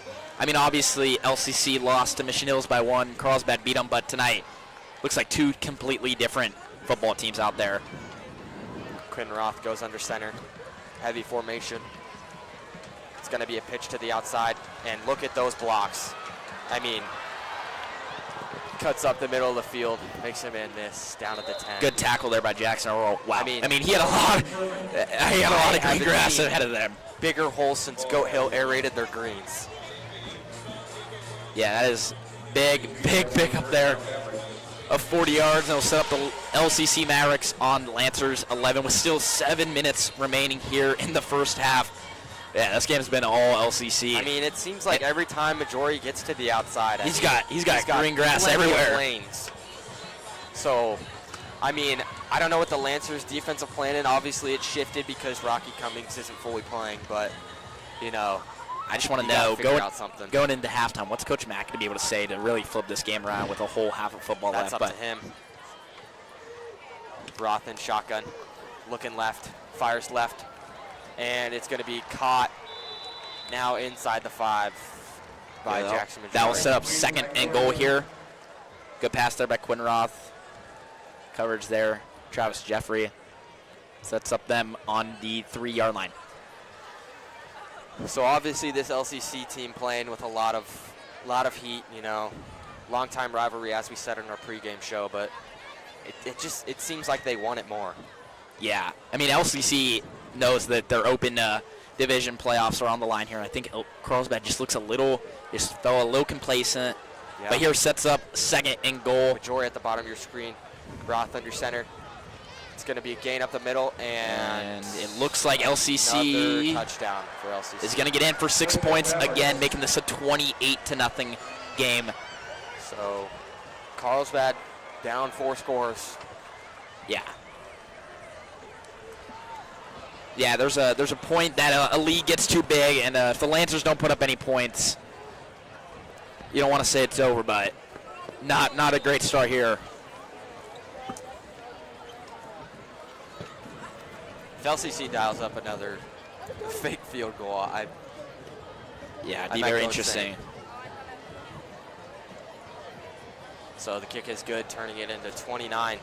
And number 14, Will Stringfellow, with the extra point, making this a 29-0 game with still 5:58 here in the first. You know what, Luke? The games that I announce and the games that I've watched, it feels like every time the Lancers play, I mean, the defense, it's always forcing shutouts, you know. Clutching up. But like right now, it seems like they're missing something. Yeah, and then real quick before this kickoff, I'd also give a little update. We didn't really talk about it in our pregame show, but my Toronto Blue Jays are up 11-4 on the LA Dodgers, but just thought we should give a quick update there on the World Series. But yeah, this Cole, big grand slam from the pinch hitter. Yeah, I think Blue Jays can make that a good World Series. But back to football here, I think this is a drive for Carlsbad that needs to go well. They need to get points, and it's got to be a 6 at this point, down 29. 3 points is going to get you a whole lot of places. If you're getting something started here, it's a good return. It starts with a return. Ethan Meyerhoff and Travis Jeffrey set back to return. This one's going to go. It's going to be a touchback. And the Carlsbad will be set up on their 25-yard line here. So I know we've said this basically all game, saying, you know, this is the biggest drive of the game, but I really feel like this is the biggest drive. Yeah, this might be it. If Carlsbad doesn't put up points here, not going to be looking too good. Right. You got 6 minutes to score. I mean, even 3, you know, something's better than nothing, you know. You just got to see Eli look a little more calm out there. He looks like he's just rushing throws. He's not really on the same path there with his wide receiver, but first down here for the Carlsbad Lancers. 3 backs. It's going to be a give to Kai Brown, trying to bounce to the outside. Follows blockers. He has a wide open hole. Kai Brown's cutting up all the way to the 41-yard line. That's a great run, and that is exactly what you want to start this drive. That is it. Yep, you said it. They're an exact play you want to start this drive off. Kai Brown, as Roy mentioned earlier, part of a 3-headed monster of a back room or running back room, and that's a great play there. 20-yard pickup there by Kai Brown. Yeah, so the crowd's starting to pick up a bit, but you need to have some sense of urgency too. Down 29 points. You gotta treat this. You gotta feel like you're still in this game. 2-minute drill, exactly. in my opinion. I want some shots over the middle of the field. Get something going. McNeil. It's going to be a short pass complete to Travis Jeffrey, trying to cut up the field. Gets hit, and a good gain of around 9 for Travis Jeffrey. I mean, we definitely offense a little bit of a march right here. Yeah, we've definitely seen some magic over the years. That Torrey Pines homecoming win a few years ago when Carlsbad beat them. I think we're going to have to see something similar to that. But if Carlsbad does get some points on the board, the defense has got to get a stop. The 7 points on the board every drive, they got to get a stop. But it all starts with this drive right here, and it will set up 2nd and 1 here for Carlsbad on the 49. Kai Brown, the back, trips at the bottom of your screen. It's going to be a pitch to Kai Brown, trying to make somebody miss. And he's going to try and get to the first down, but I believe he'll be marked just short because of forward progress. Yeah, it looks like it's going to set up 3rd down here. Actually, the initial ref on the close side, it's really close. And they're going to move the chains. Good run there by Kai Brown, picking up that first down. That was close, but that's important. Yeah, it makes things a little bit easier here. Time winding down here in the 2nd quarter, 4:37 remaining. Heavy formation. Kai Brown the back once again. And it's going to be another give to him, trying to follow his blockers. Cuts up the field, and a great gain of 7.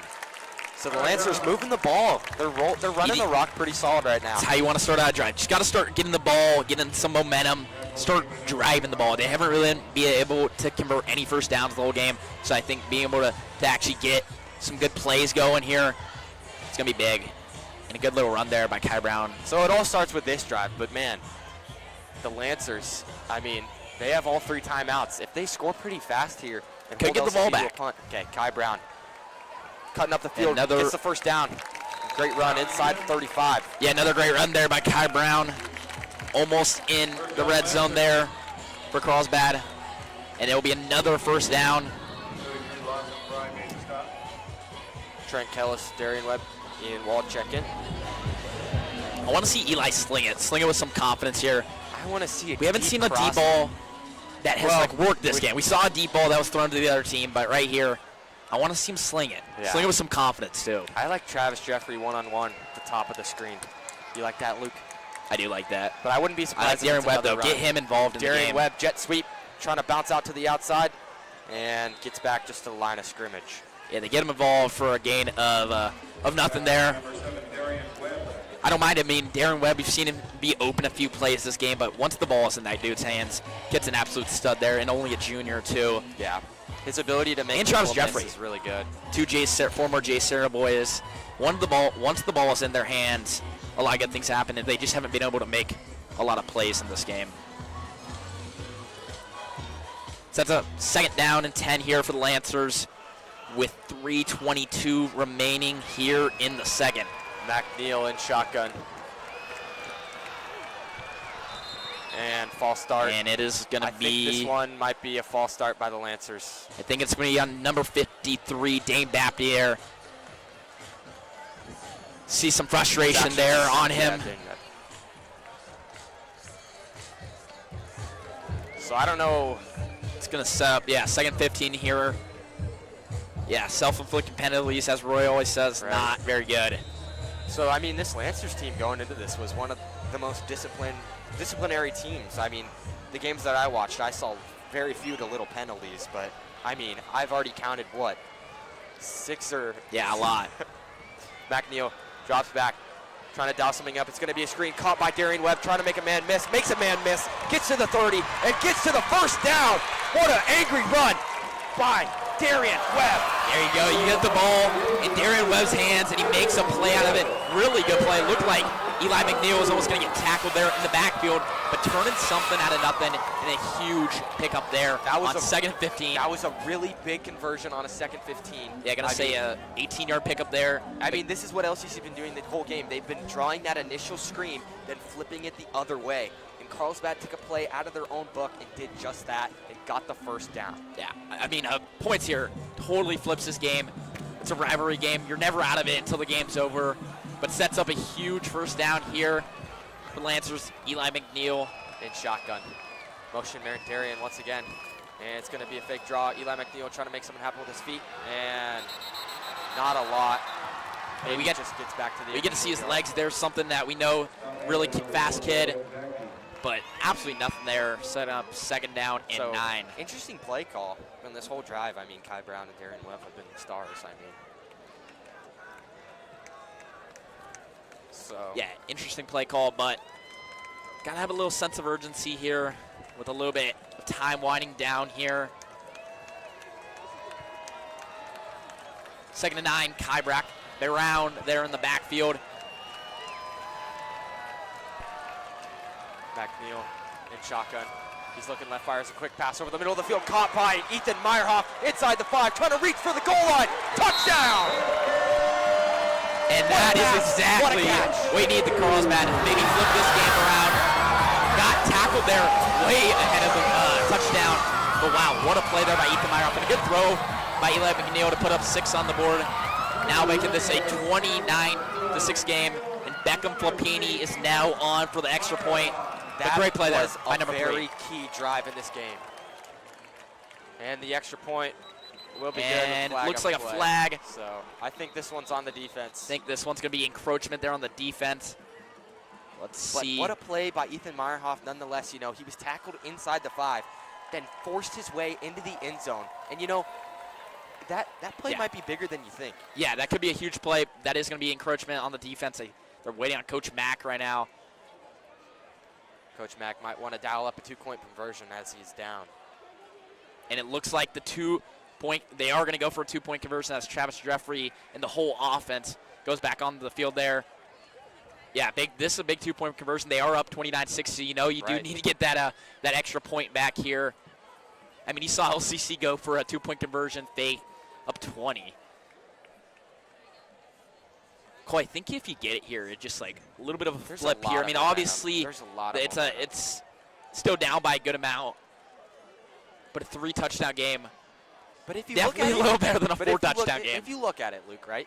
There's 207. 2-point conversion here. There's 207. You know, I like the call by Coach Mack, by the way. I'm not saying we score here, but like if they somehow get the ball back, maybe just put up 3 on the board. You get ball at half. Yeah. And if you come out of the half with a lot of urgency and sense that you need to score, that could be very important. So heavy formation as Darian Webb is the back. But Cole, got one-on-one 2-point conversion at the here. top of your screen. Eli McNeil botched up. It's going to be give to Darian Webb, and he gets it. Yeah, he made that look pretty easy there. And a great drive there by Carlsbad to put up 8 points on the board. So I like what Darian Webb did there. He's kind of silenced the crowd, you know. We can't get too ahead of ourselves, you know. We need to play disciplined. And look, you know, kickoff's already on there. They're fired up. This is what we need. Our defense, though, needs to step up. I want to see, Cole, right here, it's a 20.1-point game, 3-touchdown lead. I want to see a boomstick, fumble Laya, give the Lancers the ball, set up shop in good territory. I just want to see some big hits out there. Right. 207, you did say it, though. Both teams got a lot of time, or LCC's got a lot of time here to go down, put points up. But if Carlsbad can get a stop, they do have all 3 timeouts. This is true. So I don't know what's going on here. LCC doesn't have their... It looks like the special teams unit a little bit scared there for LCC, not really running out of the field. But I like this little shift in momentum from Carlsbad here. So Roy Kane, you know, he might be coming back soon. But nonetheless, the Lancers, they need a bounce back here. It looks like Nolan Smith on here to kick for Carlsbad. Nolan Smith, I don't want to see a touchback. He's also a golfer. you know, you got to think he's going to put a little bit of a draw on this one. Yeah, hopefully not a draw to a touchback. I want to see a boomstick. Let's go. Let's see. 2:07 remaining here in the second quarter. And this one's going to be returned. So let's see something. So great tackle. So they'll tackle there inside their 20. So this defense needs to make something happen. Yeah. Sean needs a strip sack. We need a pick from Ethan Meyerhoff. But we've seen these things happen before. Yeah. So you can never scratch it off your bingo card. Yeah, I think a stop here for the Lancers is big. I mean, it gives them the defense. It gives obviously the team a little bit of momentum, but it also gives the defense a lot of momentum. Right. I mean, they've given up 4 straight touchdowns. Obviously, some bad field position there for the defensive on the defensive side, but yeah, definitely need a stop here. And it's all about defending the run. Yeah, and the guy got to get a tackle. Right. I want a big hit from Dylan Sims or Chase Harris here.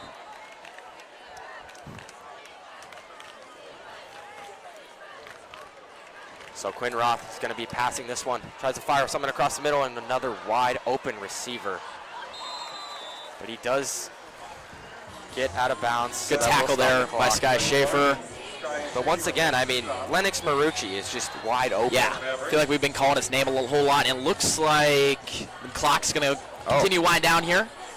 140 remaining here. So now the Mavericks might think they're in position to score here, but they don't have timeouts, so they're going to go hurry up offense. But this could be good. This could be an opportunity for a pick if they're going to be pass heavy this drive. I want to see Sky Schaefer there.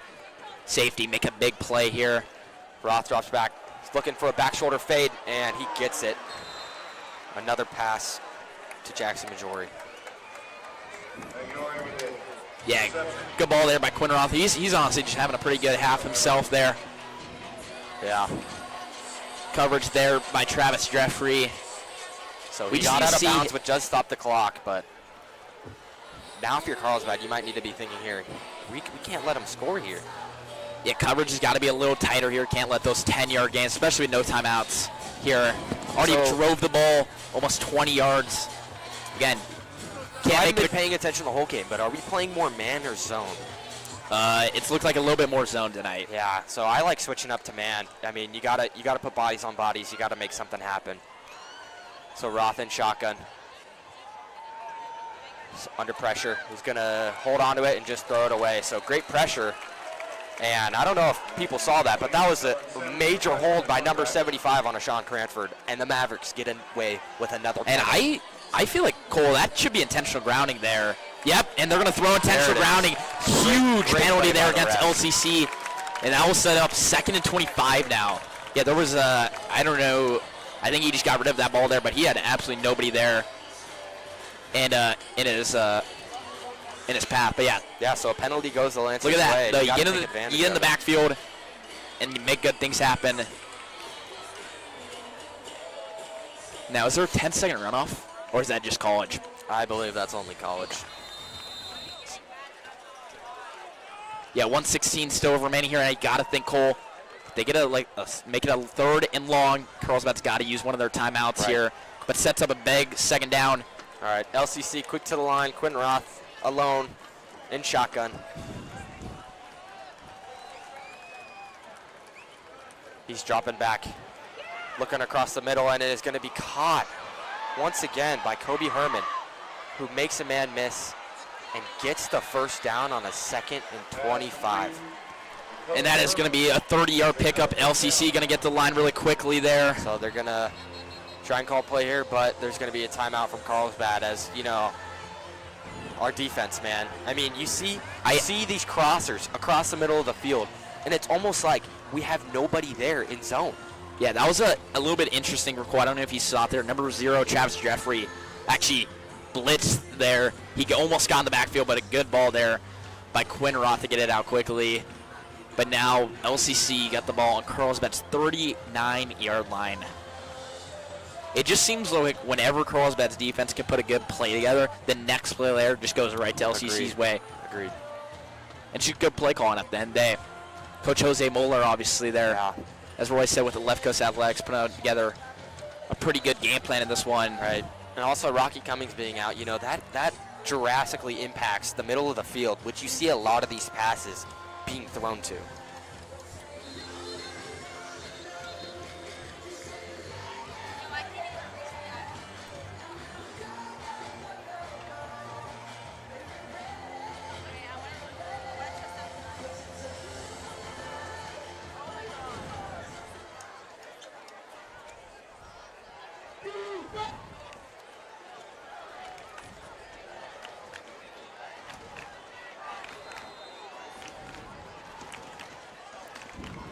So Quinn Roth in shotgun.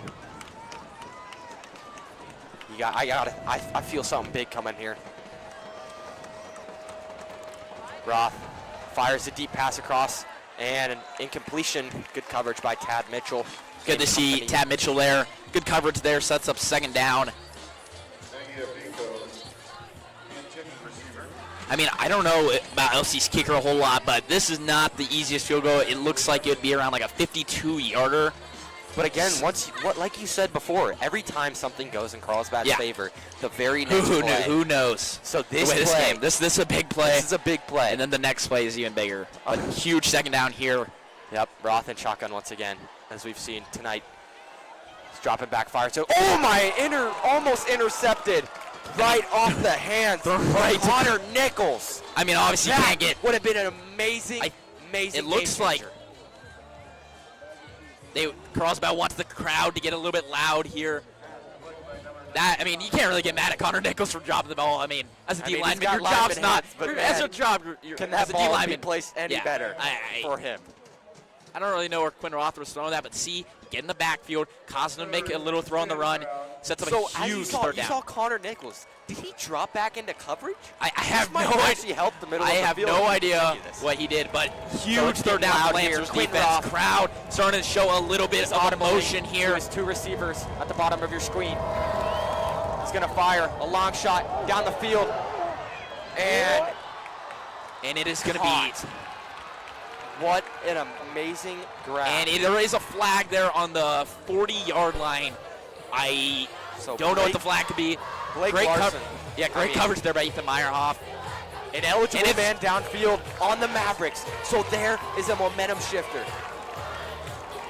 Here the LCC crowd not too hyped up about that one. But so wow. Just like that play is, wow. I mean, you saw a little bit of. Maybe a little bit of a grab there from Meyerhoff. Maybe a little bit of a grab. But again, great catch nonetheless, but it doesn't matter. It's going to set up third and long here for LCC. But who knows? You got to get a stop on this play. It's got to happen. And it feels like every time a penalty happens, it's always another big play. 49. It looks like LCC. Let's get the announcer jinx going. It looks like LCC is going to quickly, and I think Carlsbad's going to burn out. I like that call there. Yeah. They could have probably burned that timeout a little bit sooner, but. So if I'm Carlsbad here, I'm not blitzing. I'm guarding the sticks. Because we have been blitzing, and, Quinn Roth he's cutting through the defense like butter with these crossing routes, quick slants. But, I feel like if you cover the sticks, maybe have a too high safety look so he can't throw it deep, and you need something to happen. Yeah, I think, Cole, also a huge thing here is, if Carlsbad gets to stop here, they're not going to have the greatest field position. If it's fourth and long, you know that LCC is going to punt this ball. And Carlsbad, they're not going to have the greatest field position. I think you need a turnover here badly. Yeah. And you need a pick, some sort of way to get the ball in good field position, because if they don't have a whole lot of time left, we could see them kneel it up. But I guess they got to get a stop.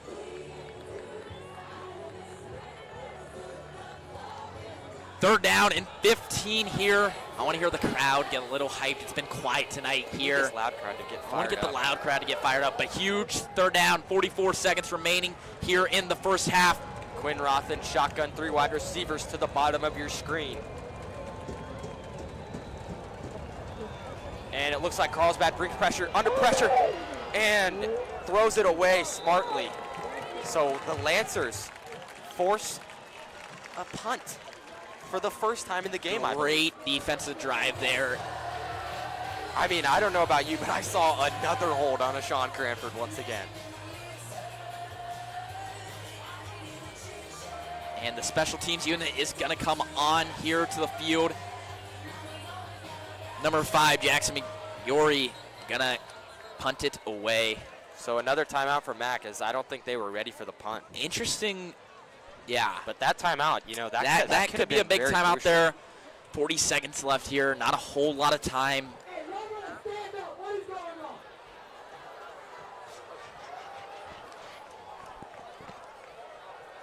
But Cole, 40 seconds if they can left put together a good enough drive, they'd get the ball at half. They have some momentum rolling. The defense, something really big there. Finally got a stand. But I want to see if they're going to get pinned deep, need to see a good return here. Right. Need to see it. So Liam Campbell, Travis Jeffrey, some of those guys listed, you know, we need a big return from them. Liam Campbell has actually been very good in the return game. Yeah, he's been a good star here for the Lancers this year.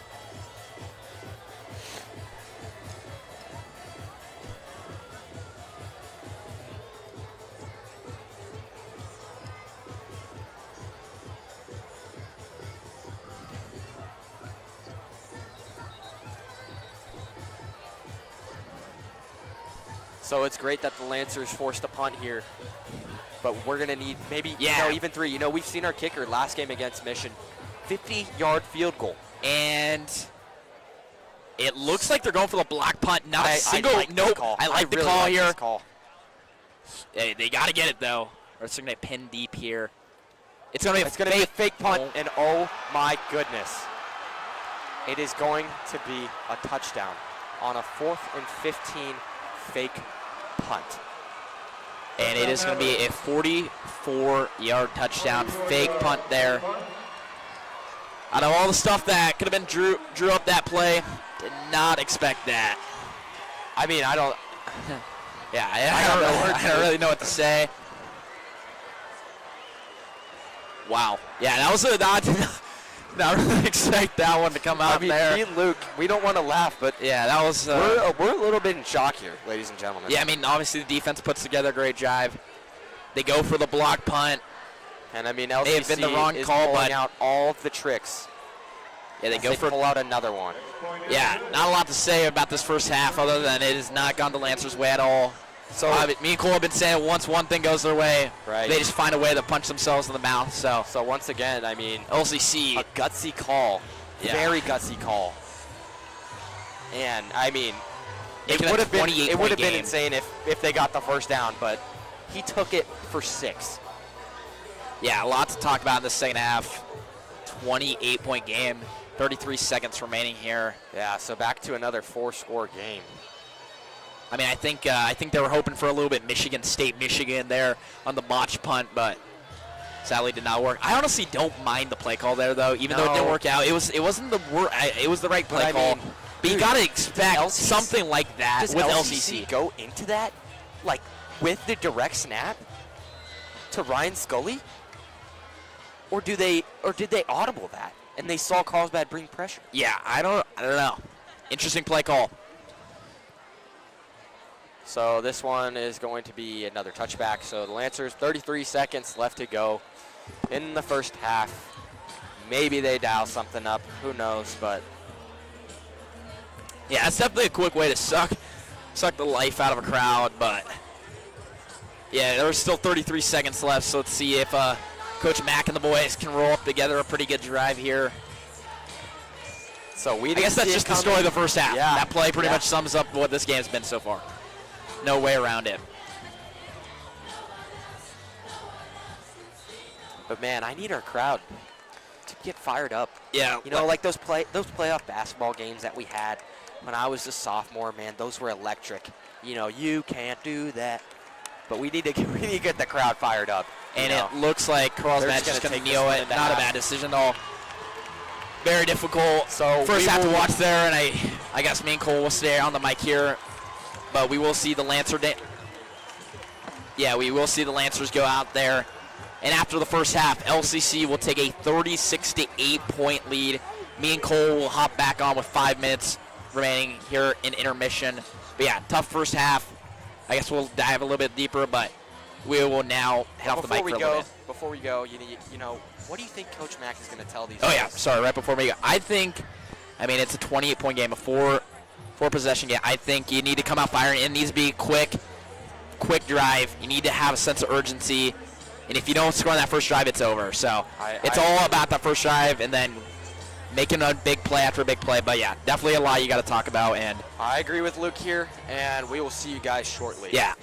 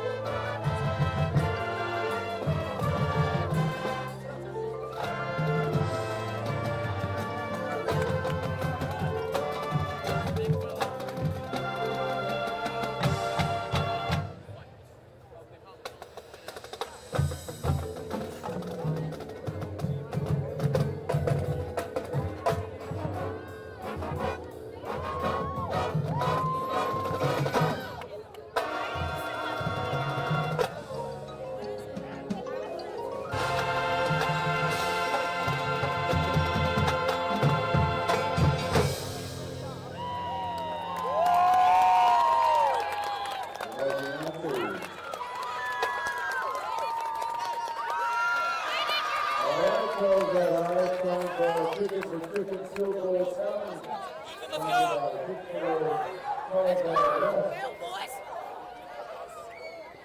2 Carlsbad High students with a shot at a year's worth of free Chick-fil-A. And we heard a year of free Chick-fil-A. Lines up. And here's our first contestant, Libby Otis.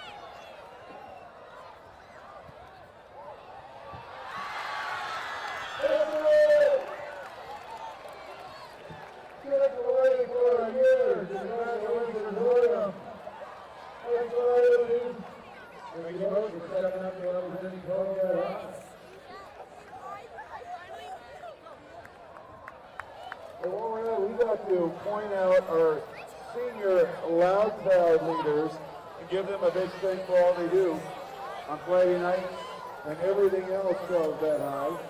Sophia Bishop, Ron Garuda, Paige Cox, Scotty Dane, Ethan Jackson, Kingston Gerard, Gavin Krolik, Grace Lehman, Jenna Lazur, Colleen McCoy, Alicia Pachucci, Jackie Merrill, Lorena Ahmed, Alyssa Sanders, Stephen Sanders, Dylan Scola, Juliana Rivera, Greg John, Leland, DJ.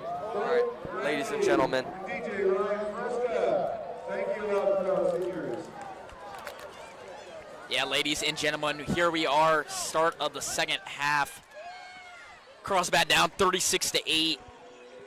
A lot went wrong for them in the first half, but there's still a lot of football left here for the Lancers, and I think for LCC they played a really good first half. You got to look at it that way. And they came out dominant. They are playing with the Avocado League on the line here, and I think for Carlsbad, this is a big half, not only for tonight, but for the rest of the season too. Right. And yeah, this is going to be a big half. Let's see what Lancers can do with 24 minutes left here in the game and one half left of football. Also, Luke, as important as this game is, I believe that there's something called the point differential. And yes, Roy did bring that up, and I believe right now Carlsbad is leading that point differential. Carlsbad beat Mission Hills. LCC lost to Mission Hills.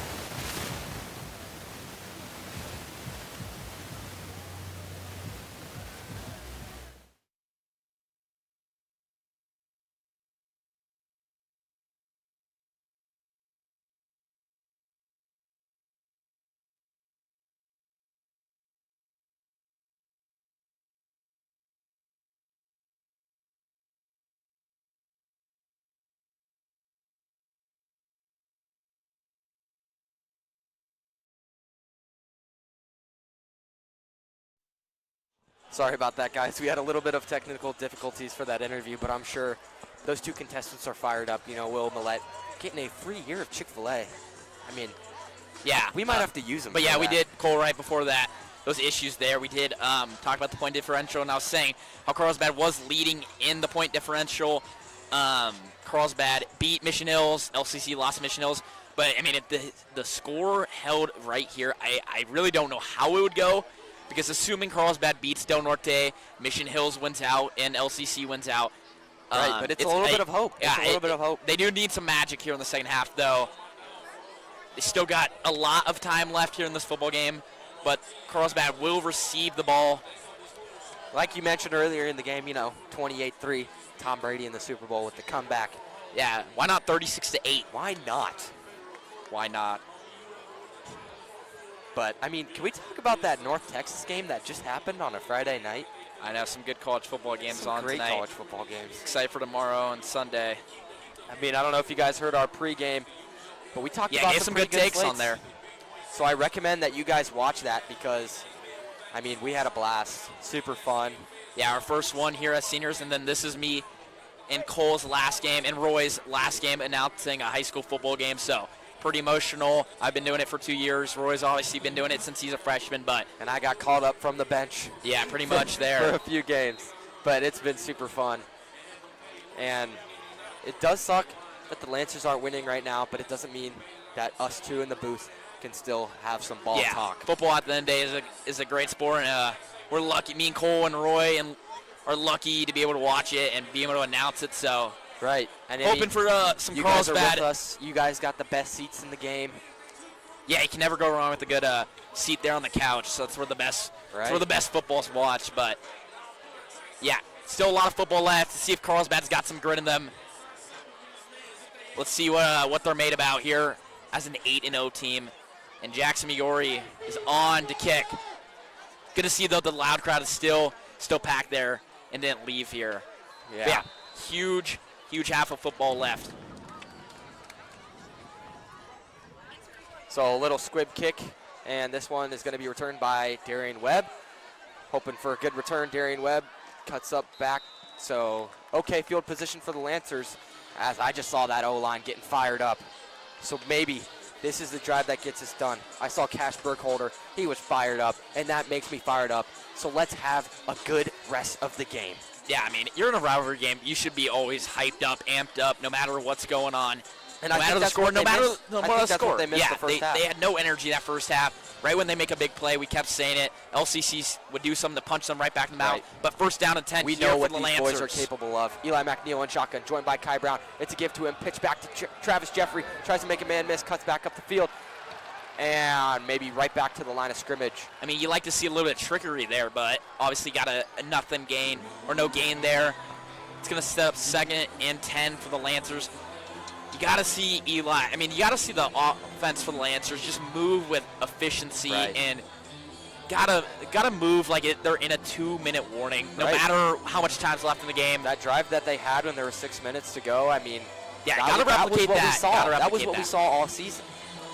So if the Lancers can replicate that in the second half, and the defense takes a big step forward after playing a pretty soft first half, I think they got a real shot at it. So McNeil, it's going to be a give to Kai Brown, trying to make a man miss. He's got blockers. He cuts up the field. Big hit, but I believe that he's just short of the first down. So great run from Kai Brown, and that'll set up 3rd and manageable. Yeah, 3rd down and 1 here for Carlsbad. Kai Brown, honestly, has had some pretty good runs tonight. Had just not been able to use him that much. But when he does get the ball, he's been putting together some good drives. And it's a big 3rd down here for Carlsbad. You got to get a first here, and you got to think, even if they don't, it is here, you got to think it's 4-down territory. It's going to be a give to Kai Brown, and he gets the first down. And I think so now, big, you get that first down here, Cole, you got to start passing. You got to, I mean, there's 10:29. Obviously, that's a lot of time, but you got to get the ball going quickly. Yeah, but you know, Max, he's got to trust his son. You know. Yeah, he's got to trust Eli McNeil at the end of the day. Going this game, he was having a really good year, and he's still having a great year. But we need to see him sling it this second half. Sets up first, down in 10. Eli McNeil under center. Kai Brown back there in the backfield. Heavy formation for the Lancers. McNeil, it's going to be a pitch to Kai Brown, trying to bounce out to the outside. He's got blockers, cuts up the field, and a big boomstick. And Laid Kai the Brown, shoulder they're there. going to move the chains, I believe. As they will. Yeah, looks like they are going to move the chains there, Cole. So Good my run. my formula going into the game, this is what it was.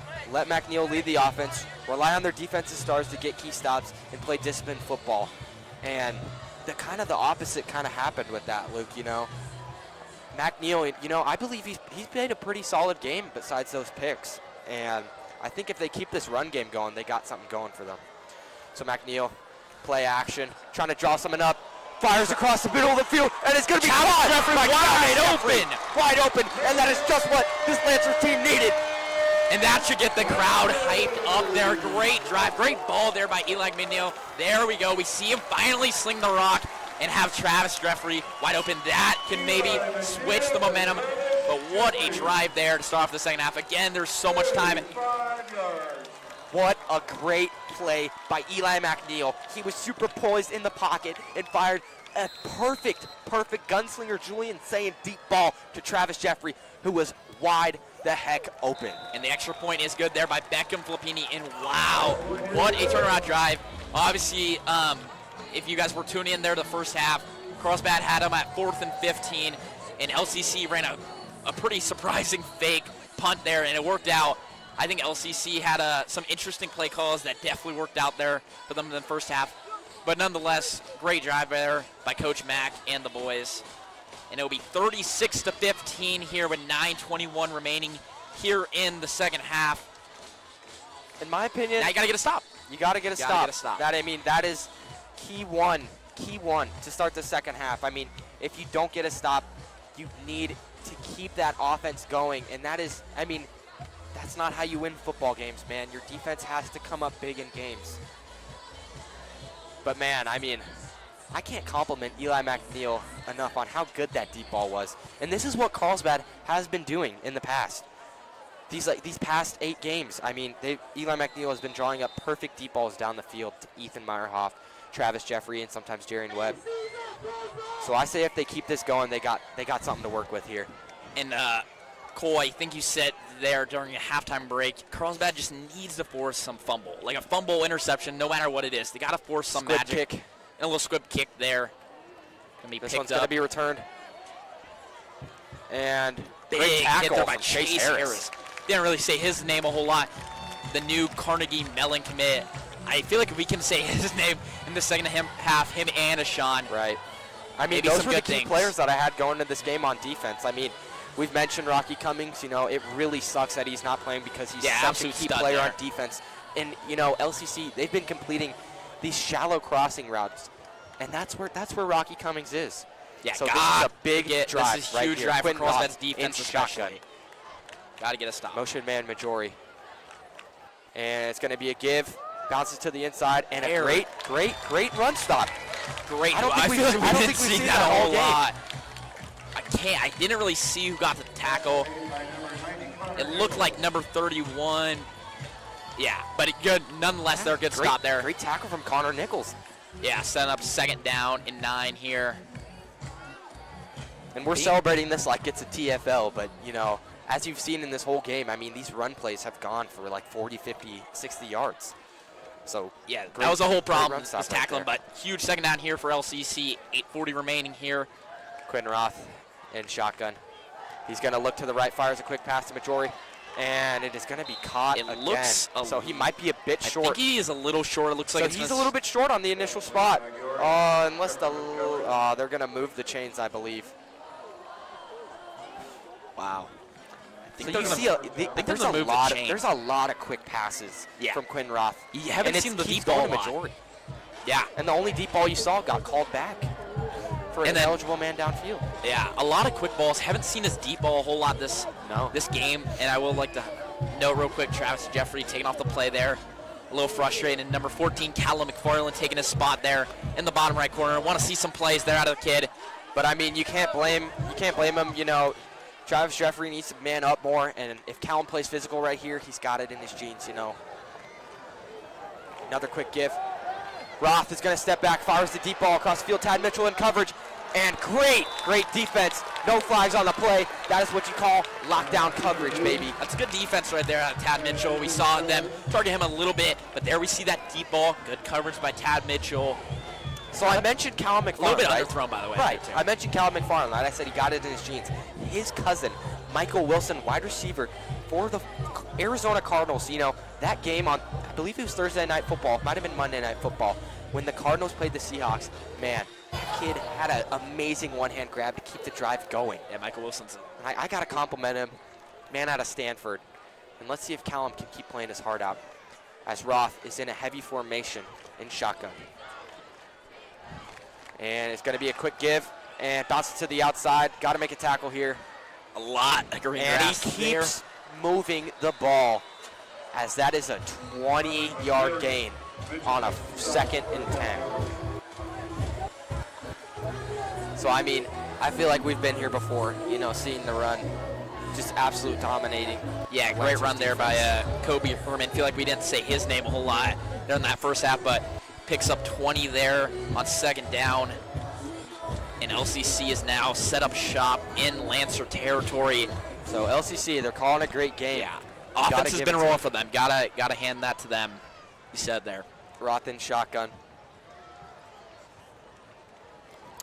He's going to be a short pass over the middle of the field. Great coverage there. By Tad Mitchell. Yeah, great coverage. We both said that at the same time there, but 2 balls there intended towards Tad Mitchell's direction, and great defense there. So if I'm the Lancers here, I might be expecting a run. You got to expect a run here. Yeah, you do. You got to sack that box. Got to have somebody make a play. A lot of people in the box, and you got to make a tackle. Try and get a forced fumble. Let's try and get a fumble. So another heavy formation here. So let's see this Lancers defense on the 2nd and 10. Roth gets the motion man. And it's going to be a quick drop play and makes a man miss. So great tackles. This is what I was just talking about. Great tackle by Dylan Sims and company. Absolutely met there at the line there. Set up a huge 3rd down for Carlsbad's defense and LCC here.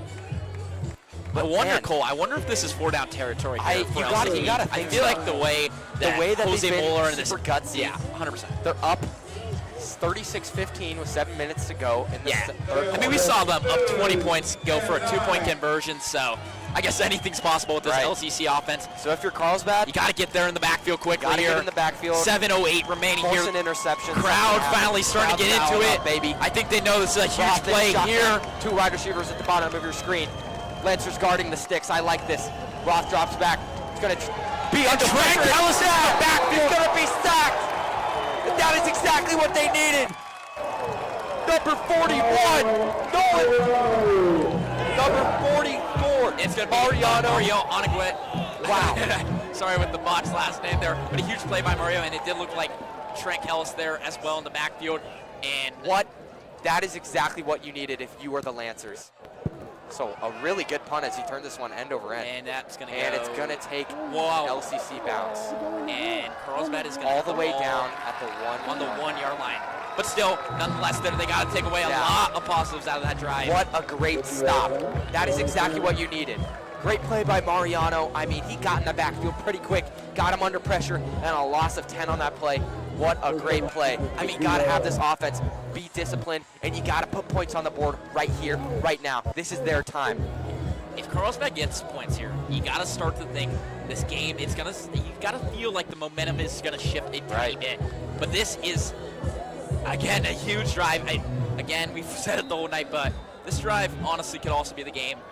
Still a lot of time remaining, but you're down 21 points. You need points here. It all starts with a run here by Kai Brown just to get him out of the end zone.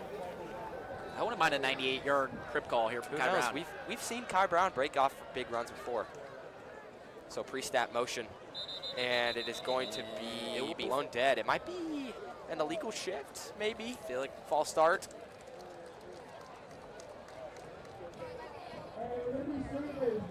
Nice. So that's a big penalty for the Lancers as they get out of their own end zone. And then real quick, right here while we have a break, we're just going to thank you, our sponsors. We'd like to take a moment to thank all of our sponsors. We cannot produce this live broadcast without their generous support of CHSTV Sports live stream telecast. Thank you to GoPro, Municipal, Ryan Kane, Fix Auto, Brightway Insurance. Yeah, shout out Ryan Kane, absolute dog. Mossy Nissan, and Coach Aaron Guttridge with Guttridge Realty. Coach Guttridge knows teamwork wins on the field and in real estate.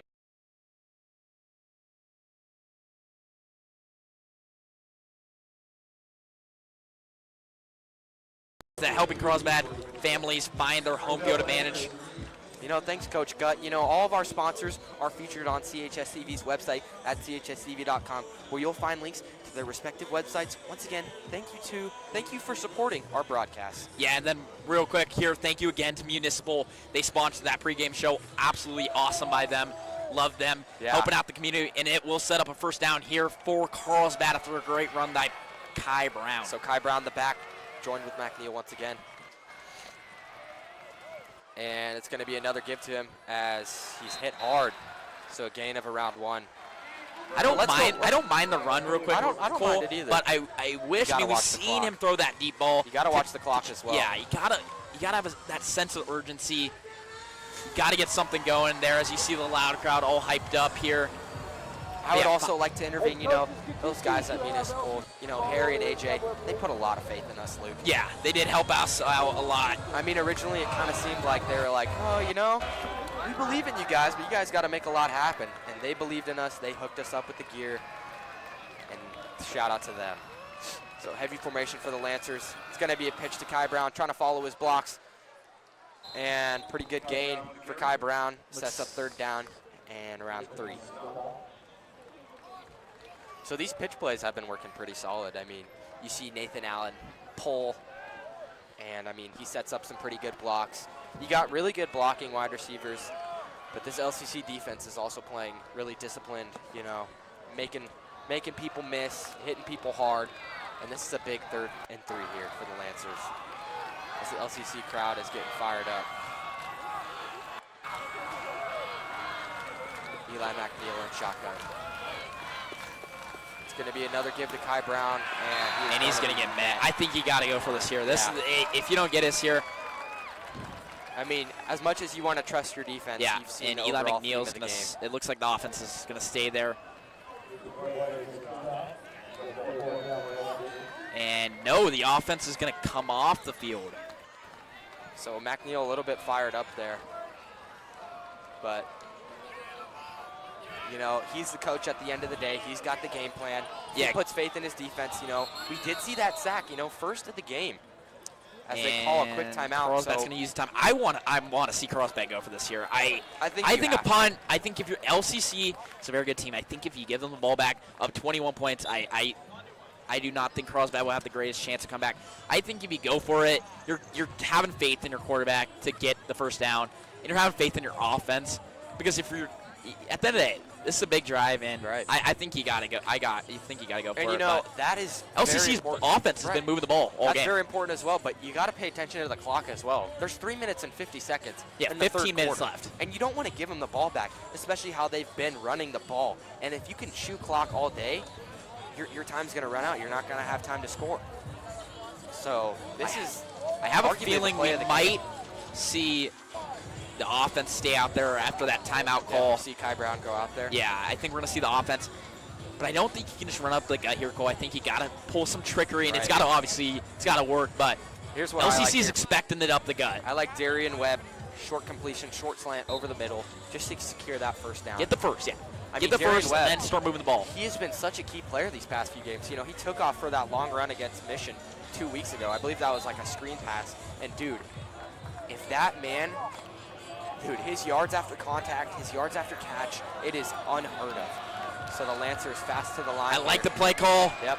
Huge down. Very heavy here formation. In this one, Cole. 4 wide receivers on the top of the screen.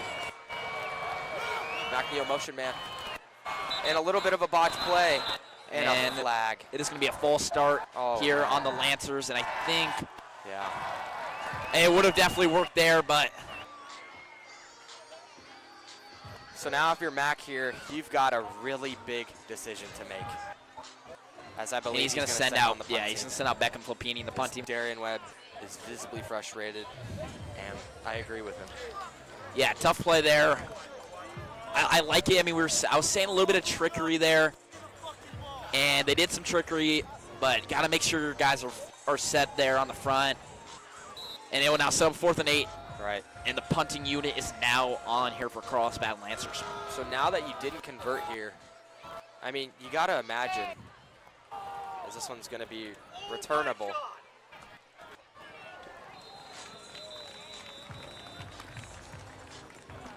And LCC is going to set up shop here, and some good field, or some good territory here for them.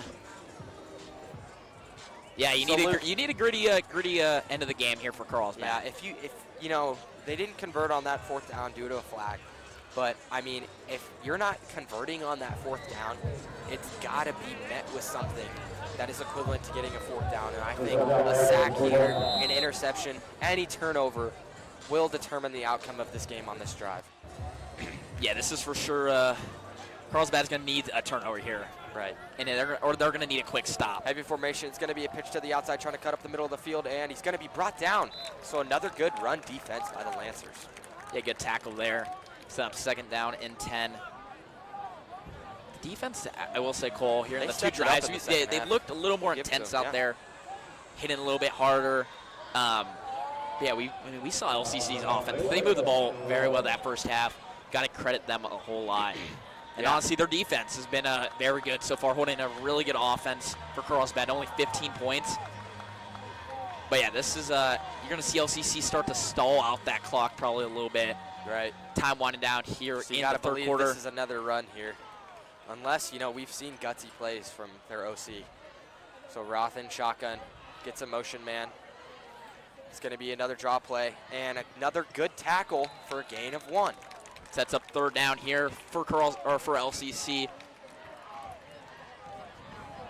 So big 3rd down here. And it looks like there's going to be an injury on the field for LCC. Cannot get a number, but prayers up for that kid. Hope everything is okay for him. Cole, while we're here, let's give a little breakdown so far what we thought about the 2nd half.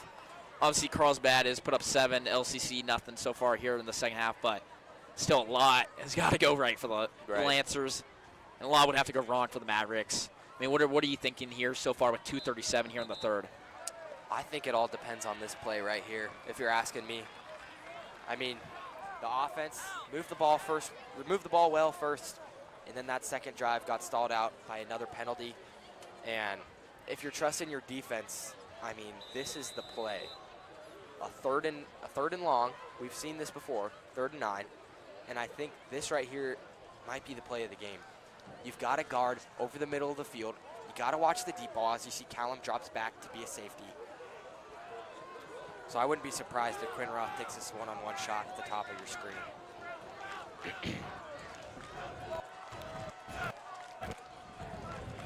Oh, and a false start from LCC as the right guard with a small jump. And that makes it a little bit easier for this Lancers defense. And then, Cole, I would like to highlight real quick that injured player for LCE. It looked like it was number 0, Kobe Herman. So it could be a big loss for them. They're down the stretch of the game. And big losses have played important parts of this game. Rocky Cummings not being able to play. Like, that's another really big.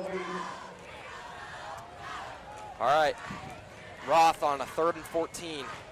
Trying to dial something up.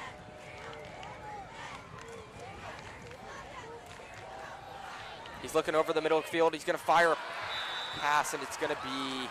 I believe that will be a 1st down for LCC. Yeah, another great ball there by Quinn Roth.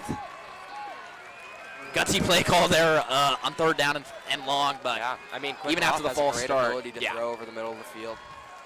And it shows once again, as that is a really big play, as the clock is winding down, 1 minute and 23 seconds left to go in this 3rd quarter.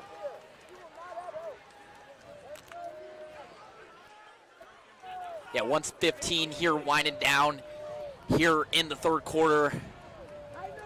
1st down and 10 for LCC. As they're just going to run and it looks again. like it'll be a flag. On the play. I believe it's going to be a false start there As on the ref- offense. The ref is down on the ground, and they still haven't blown this play dead.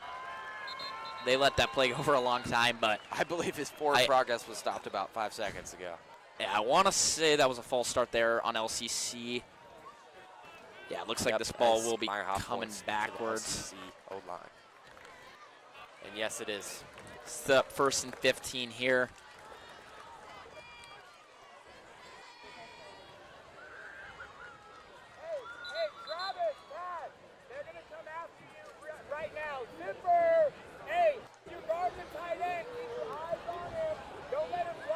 So they'll move them back 5 and give the Lancers a little bit of hope,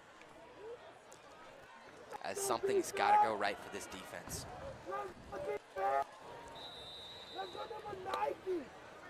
So the clock will run. And it will set up 2nd down here in 15 for LCC. LCC going to let that clock wind down, and it looks like Quinroth will be under center here. Heavy formation once again. If you're the Lancers, you got to expect run here. As Roth gives it to his back, and he has a wide open hole, bounces to the outside. Touchdown. And Kobe Herman, I just said he was hurt, but it looks like he's going to take this ball 43 yards and most likely put the nail in the coffin here for LCC. So great run there. Didn't have a lot of a common theme that we've seen all game. Once he bounces to yeah, the outside, a lot of green grass. There's nobody there. As this LCC team and sideline is fired up, and you can't blame them. No, you can't. Heated Rivalry game. LCC playing good. Can't defend the run, but that I like what you said. It was probably the nail on the coffin.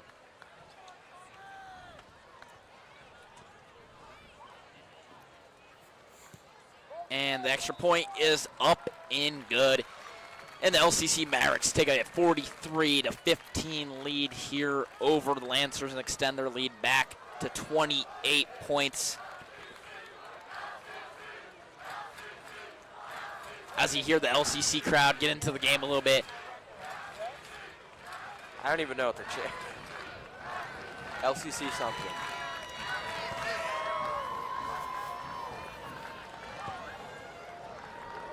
This is also a common theme of the Lancers.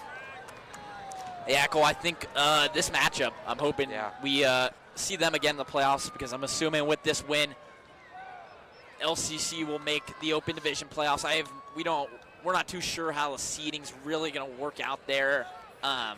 If Mission Hills goes on to win out their games, and assuming the rest for both these teams, but it should be interesting to see, because I think a playoff matchup here between LCC and Carlsbad would be pretty cool. Right. To see another game. Turned by Ethan Meyerhoff trying to make something happen. Cuts up the middle of the field. He's got 2 men to beat. Cuts back to the outside. So great return by Ethan Meyerhoff. Maybe a little bit of glimpse of hope. Yeah, good return there by Ethan Meyerhoff, setting up Lancers in some good territory here with 15 seconds remaining here. LCC is up 43-15 here. Wow.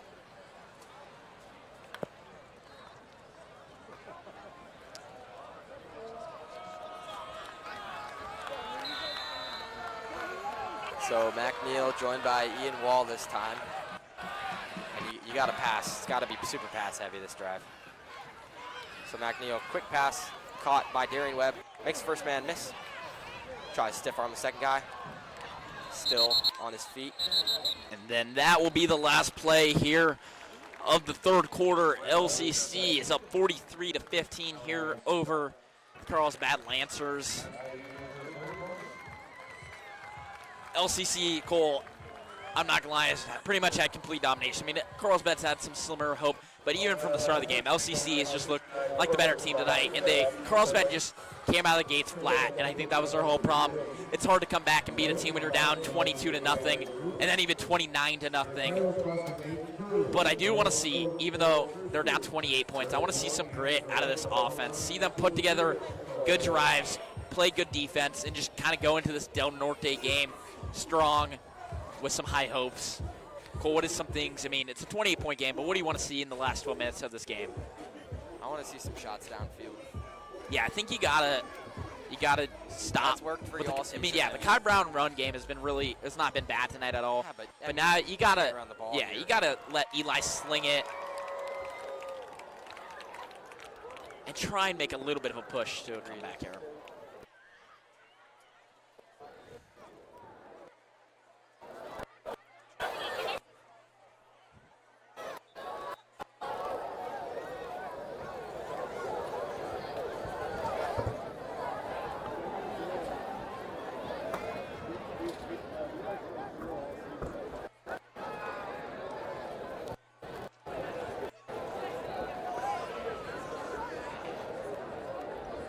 So there's not much to talk about for me and Luke here. We've kind of dialed up all the scenarios. But yeah, gotta see a good drive here out of the boys. Second down and 5. This is where you take your shot. A little bit of a broken play, and it's going to be intercepted. And pick 6. Yeah, great play there by number 1, Ethan Polinero there for LCC. Cole, I'm not going to lie there. I don't really know what Eli was throwing. That ball was, I mean, he didn't really have anybody there, and Polinero obviously saw that pretty well, but. You saw initially, you know, Eli, he kind of hesitated on that first initial pump fake, and then as time wore out, the LCC defense recognized that it was going to be a bubble screen and took it to the house. Yeah, I think you got to credit LCC. Played a really good game here right today, and that touchdown there pretty much sums it up again as you see LCC. But yeah, great play there by our number 1, Ethan Polinero. And Will Stringfellow is on for the extra point to make this a 35-point game here.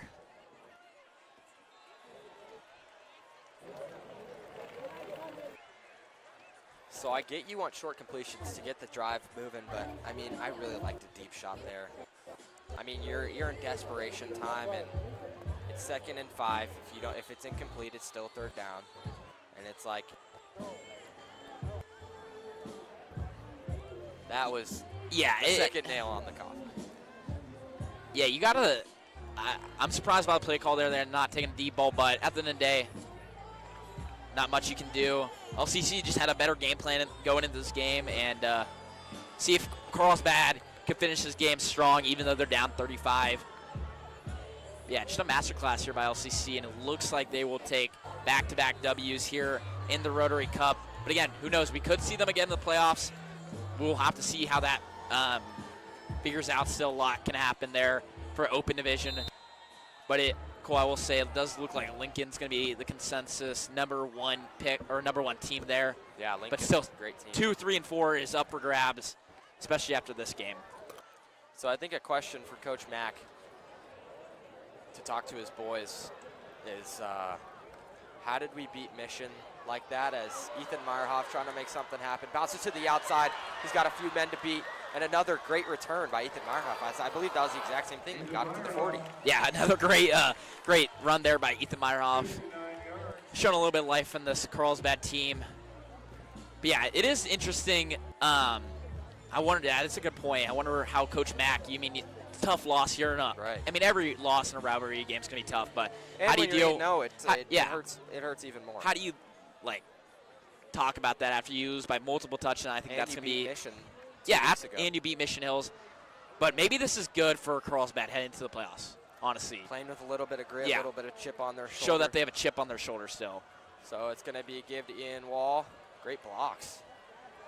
And Ian Wall going to get absolutely met there. Angry runner. Ian Wall gains around 5. Looks like it's going to set up 2nd and 5 here for Carlsbad. I will say, Cole, though, Carlsbad's a young team. They got a lot of promise left. We brought up that running back room, junior, sophomore. So I'm not too worried about the future of this program, I think. Of course. The Italian Stallion, he's a great quarterback as well. Yeah. Haven't really seen him too much this season, but I'm excited to see how he does next year after Eli graduates. But it will set up a 2nd down and 5 here with 10:20 remaining. I like a deep shot here. as he's going to give it to Ian Wall, and he's going to be met. Looks like Ian Wall will pick up about 2 yards there. It's up 3rd and 3. So maybe the Lancers have already accepted defeat and are just trying to run the clock out. As they are down 35. 5 touchdowns.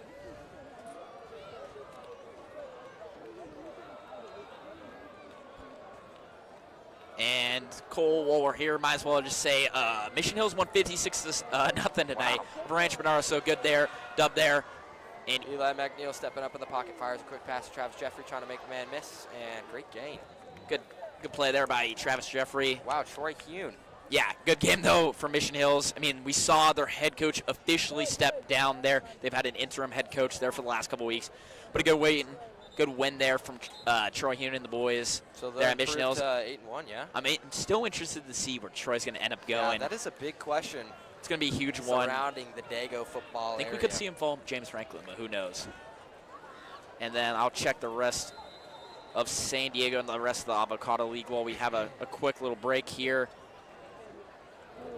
Looks like San Marcos is currently in a close game with Torrey Pines there. San Marcos is up 22-21. And then I brought it up earlier, the Blue Jays played the Dodgers. The Blue Jays came away up 11-4. Pretty shocking there. That's pretty shocking there that the Blue Jays came away with with a big win game 1. We'll set up 1st down and 10 here for the Lancers. And McNeil's going to fumble the ball and falls on top of it.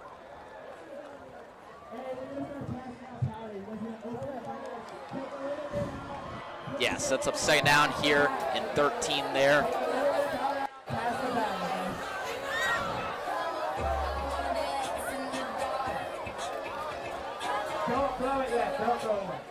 But yeah, Cole, I'm interested to see if my Blue Jays can pull off a miracle there in that Dodgers series. You know, I'd be surprised, San honestly. Diego fans too. You know, we're not. Yeah, I hope everyone in San Diego is rooting against the Dodgers, but you don't want to see them win back-to-back. That's boring.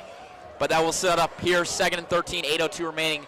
LCC up 50-15 here. I like Darian Webb on the left-hand side.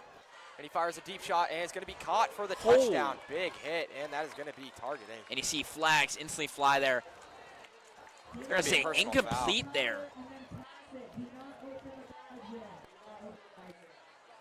I thought that ball was caught. It looked like Myrhoff had full possession of it, but that is definitely going to be a personal foul. Dirty play there. Late hit. He was way Myrhoff across the got lane. banged up on that. It was just, he got hit twice. Yeah, but I mean, good for him to stand right up.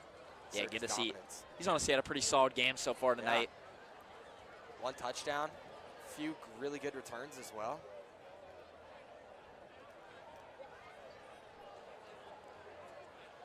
I think they're currently So the rest. they're Coach Mack, having a you can word. tell Coach Mack very frustrated there, and I rightfully agree with so. I Coach mean, Mack. I agree with Coach Mack. I mean, that ball looked complete all the way. You can see LCC there. Yeah, I think that was a catch, but it looks like they're going to rule it incomplete. Coach Mack trying to stay his case here with time winding down here. But running clock here in the Good for Coach Mack, though, because I believe that ball was complete. But, I mean, maybe we didn't have the right angle on it as well. You know, it was kind of hard to tell from up here in the booth.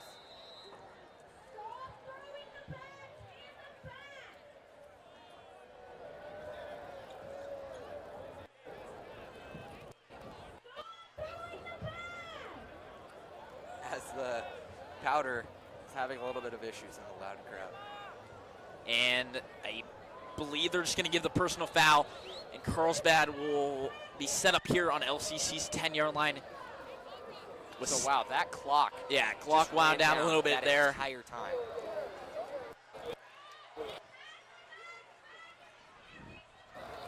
So, McNeil and shotgun, joined by Darian Webb. Eli looking, fires across the middle. Again for Ethan Meyerhoff. This one's going to be a little bit behind him, incomplete. Yeah, going to set up 3rd down here for Carlsbad.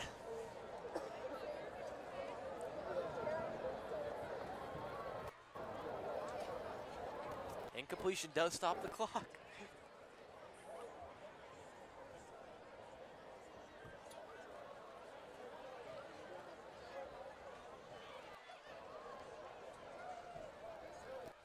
So, you know, as I'm looking at the sidelines, you know, a lot of these seniors very devastated. Yeah, I feel like we didn't even get up the seniors. They've had themselves a great career here at Carlsbad, and they've had themselves a great season so far. Obviously, this game not gonna be what they wanted, but third down here for Carlsbad. McNeil looking left, fires across the middle, caught by Liam Campbell and a big hit. And it looks like they will pick up the first down there. But clock's still going to wind down here. But yeah, as I just said, seniors have done a great job in their careers here at Carlsbad. We really just want to thank them. Yeah, and I gotta say something. You know, me freshman year, 4'11", you know, probably around 100 pounds. I played freshman football, and man, I mean, I already saw what these guys were capable of. I mean, I remember Jackson overall in a hitting drill absolutely just took me out, and you know, Chase Harris always playing with a head of steam. And, I mean, these guys are special, super talented as well. As McNeil's going to give to Darian Webb, who can't go anywhere.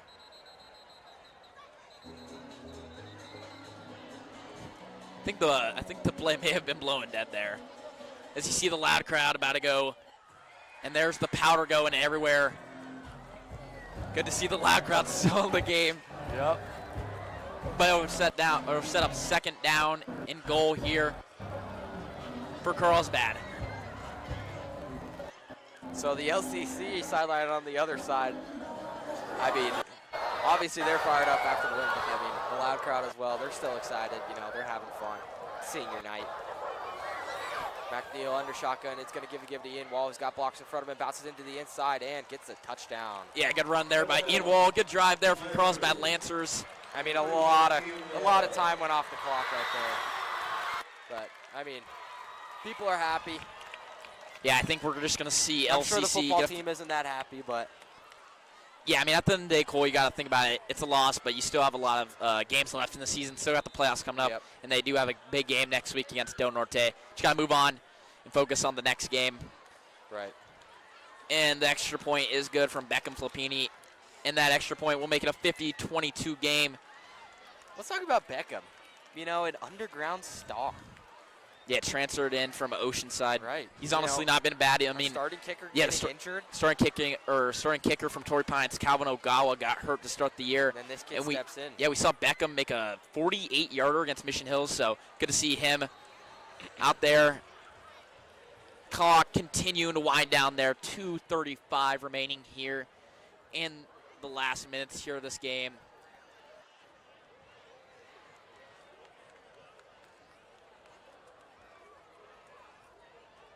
See LCC stalling their team out there. I guess it's a strategy to keep the clock rolling. Yeah, the clock isn't a rolling one, so it's not going to stop, but I think they just wanted Carlsbad to lick their wounds right there.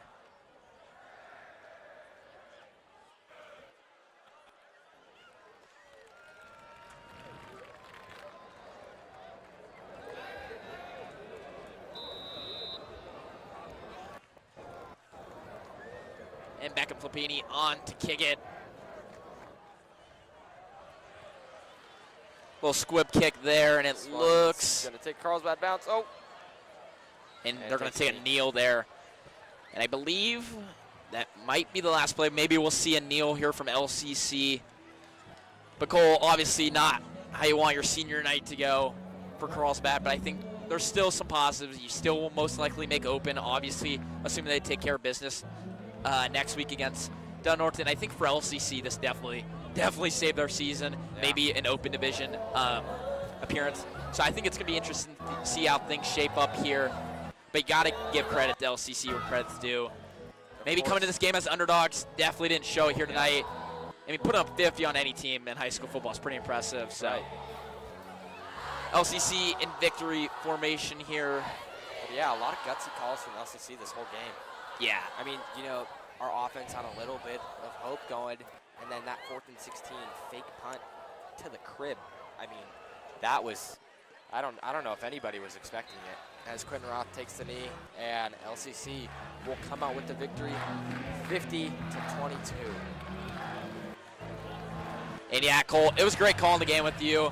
See LCC pretty pumped up there, and I mean, rightfully so. Right. Now, who knows? We could see them again in the playoffs. I think if we see them again in the playoffs, who knows? Something else can happen.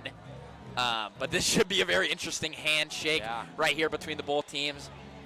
But yeah, again, takeaways of the game. Carlsbad just came out too flat. Hard to come back when you're down 29-0 against any team, especially one of the best teams in the county.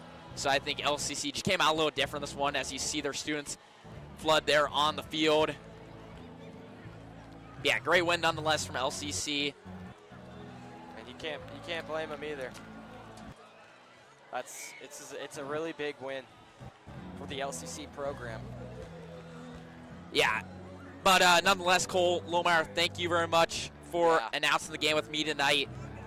Let's just talk, this is going to be our very last time ever announcing. I know. General.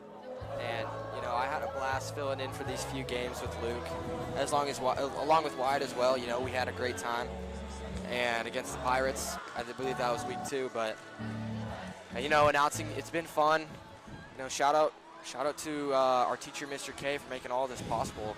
Shout out to the crew as well, all behind the scenes, and huge thanks to everybody who helped with the live stream previously today, because that was super fun to have our own game day as seniors. That might look good on our college resumes as well, as we will see where we will take our broadcast talents to later on. Yeah, Cole, you summed it right there. Even though obviously the outcome wasn't what we wanted tonight, still good to see that we got to do that game today. And thank you again, Municipal, for all your help with that.